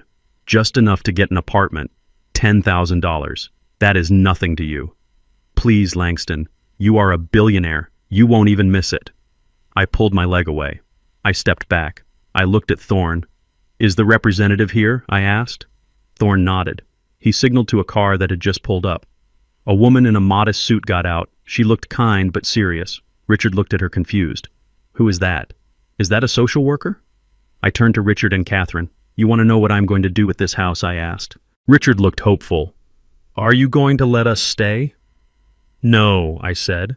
I pointed to the woman. "This is the director of the City Youth Outreach Program. I am donating this property to them effective immediately." Richard gasped. "You are giving away my house." "It is my house," I corrected. "And yes, I am." I looked at the massive white columns. I looked at the sprawling lawn. "This place has been a monument to greed for too long," I said. "Starting tomorrow, it will be a school and a shelter for underprivileged children. Children who have nothing. Children who need a chance. It will be a place where character is taught, not bought." Catherine started to wail. "But what about us? What about our shelter?" I looked at them. I looked at their designer clothes and their soft hands. "You have your health," I said. "You have your freedom, because I decided not to press criminal charges today, though I should. That is more than most people have." I pointed to the gate. "The shelter is for children who need help," I said. "You two need a reality check." Richard stood up. He dusted off his knees. His face hardened. The begging was over. The hatred returned. "You are a cruel man, Langston Bennett," he spat. "You enjoy this." "I enjoy justice," I said. I turned to the sheriff. "Sheriff, remove these trespassers from my property. If they try to take anything other than the clothes on their backs, arrest them." The sheriff stepped forward. "Let's go, folks," he said. "The show is over." Richard and Catherine Sterling walked down the driveway. They didn't have a car. The repo trucks had already taken them. They walked. They carried no bags because they had tried to steal the silver instead of packing their clothes. They walked toward the main road where the bus stop was. They walked out of the world of the rich and into the world they had spent their lives mocking. I watched them go until they were just specks in the distance. I felt a hand on my shoulder. It was Darius. He had arrived in his own car just in time to see the end. He stood beside me watching his former in-laws disappear. "Do you feel bad, Dad?" he asked quietly. I took a deep breath of the fresh air. The air didn't smell like greed anymore. It smelled like rain and soil. "No, son," I said. I looked at the woman from the charity who was looking up at the house with tears in her eyes, imagining all the good she could do. I feel like I finally took out the trash. 1 year later, the Zenith Tower pierced the skyline of the city. It was a monolith of glass and steel, a testament to modern engineering and the centerpiece of the new downtown district. I stood in the back of the crowd during the ribbon-cutting ceremony. I wore my favorite work jacket and my old boots. Nobody looked at me. All eyes were on the man standing at the podium. Darius Bennett, the CEO of the newly formed Bennett Development Group, looked out at the sea of reporters and investors. He didn't look terrified anymore. He didn't look like a man who needed approval. He looked like a king in his own kingdom. He spoke with authority, outlining the future of the company and the sustainable housing projects we were launching in the inner city. He didn't mention the Sterlings. He didn't mention the scandal. He had moved past them. He had climbed so high they were no longer visible from where he stood. Standing next to him was Maya, his wife. She wasn't a socialite. She wasn't a model. She was the program director at the youth shelter I had donated the Sterling mansion to.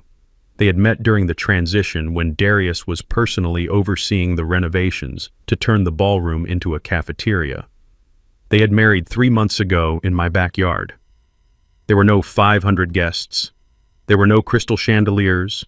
There was just family, friends, and a barbecue grill. Darius wore a suit, but he took off his tie to play football with the kids from the shelter. Maya wore a simple white dress and looked at my son with eyes that saw the man, not the bank account. When I gave a toast, I didn't talk about money. I talked about character. I talked about how fire refines gold. Darius had been through the fire, and he had come out pure. He was happy. Not the frantic, desperate happiness of someone trying to please a predator, but the quiet, solid happiness of a man who knows his worth. As the applause died down, Darius looked into the crowd. He found me. He didn't point. He didn't make a scene. He just nodded. It was a silent communication between father and son. Acknowledgement that we had won. Acknowledgement that the empire was safe. While Darius was building the future, the past had finally caught up with the Sterlings. Justice is not always swift, but when you have the best lawyers in the country, it is inevitable. Thorne had not stopped with the civil lawsuits. During the acquisition of Sterling Development, his forensic accountants had found irregularities, massive ones. Richard had been cooking the books for a decade. He had been defrauding investors, embezzling construction funds, and laundering money to pay for his lavish lifestyle. The trial was short. Richard tried to blame his accountants. He tried to blame the economy. He even tried to blame Catherine. But the paper trail was undeniable. He was sentenced to 8 years in federal prison for wire fraud and tax evasion. I saw the photo of him entering the correctional facility. He wasn't wearing an Italian suit. He was wearing an orange jumpsuit. His head was shaved. He looked small. He looked like exactly what he was, a crook who got caught. Catherine moved to a small apartment in a neighboring state to be closer to the prison, but mostly to hide from her former friends. She spent her days posting angry rants on social media about conspiracies and injustice until her internet was cut off for non-payment. She was alone, bitter, and forgotten. And then there was Victoria. I decided to take a drive last week. I took the truck out to the interstate to a truck stop diner about 20 miles out of town. I sat in a booth in the corner and ordered coffee. The waitress who brought it to me looked familiar, but also like a stranger. Her blonde hair was dull, showing dark roots. Her face was lined with exhaustion, and there were dark circles under her eyes.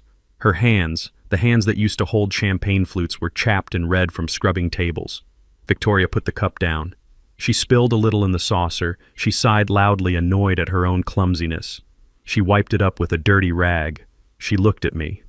For a second, our eyes locked. I waited for the recognition. I waited for the scream or the begging. But there was nothing. Her eyes were dead. She looked right through me. To her, I was just another old man in a work shirt ordering cheap coffee.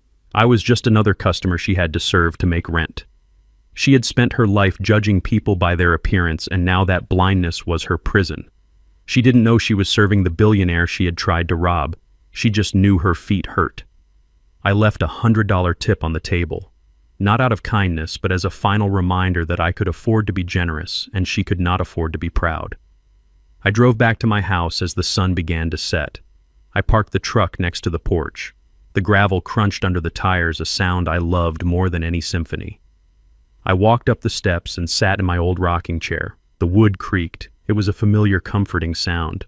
People ask me why I don't move. They ask why I don't buy a penthouse in the city or a villa in France.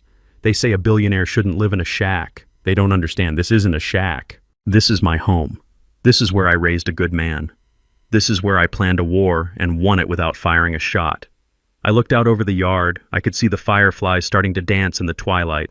I thought about Richard Sterling in his cell. I thought about Victoria in her diner. They had chased the illusion of wealth and lost their souls. They thought money was a costume you wore to convince the world you were important. I picked up my mug. It was chipped on the rim. The coffee was instant bought in a bulk jar for $5. It was hot and strong. Money is a tool, I thought. It is a hammer. You can use it to build a shelter or you can use it to break a window. The Sterlings used it to break people. I used it to fix my family. I took a sip. It tasted better than the $1,000 champagne at the wedding. It tasted like victory. It tasted like integrity. I am Langston Bennett. I am a billionaire. I am a father. And I am sitting on my own porch drinking my own coffee paid for with honest work. That is the only luxury that matters.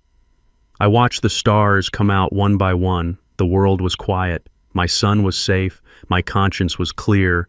And the coffee tasted like freedom. In the end, this battle was never about money. It was about worth. The Sterlings had millions in the bank, yet they were spiritually bankrupt. I drove a beat-up truck, yet I possessed the richest things on earth: loyalty, dignity, and a son who finally learned to stand tall. True power isn't found in shouting at waiters or flashing gold cards. It is the quiet confidence of knowing exactly who you are when the world isn't watching. Never let anyone measure your value by your wallet. A tailored suit can hide a monster and a stained work shirt can hold a king. Build your character first and the empire will follow. If you believe that integrity is the ultimate currency, hit that like button and subscribe. And tell me in the comments, have you ever been underestimated by someone who only saw the surface? I want to hear your victory.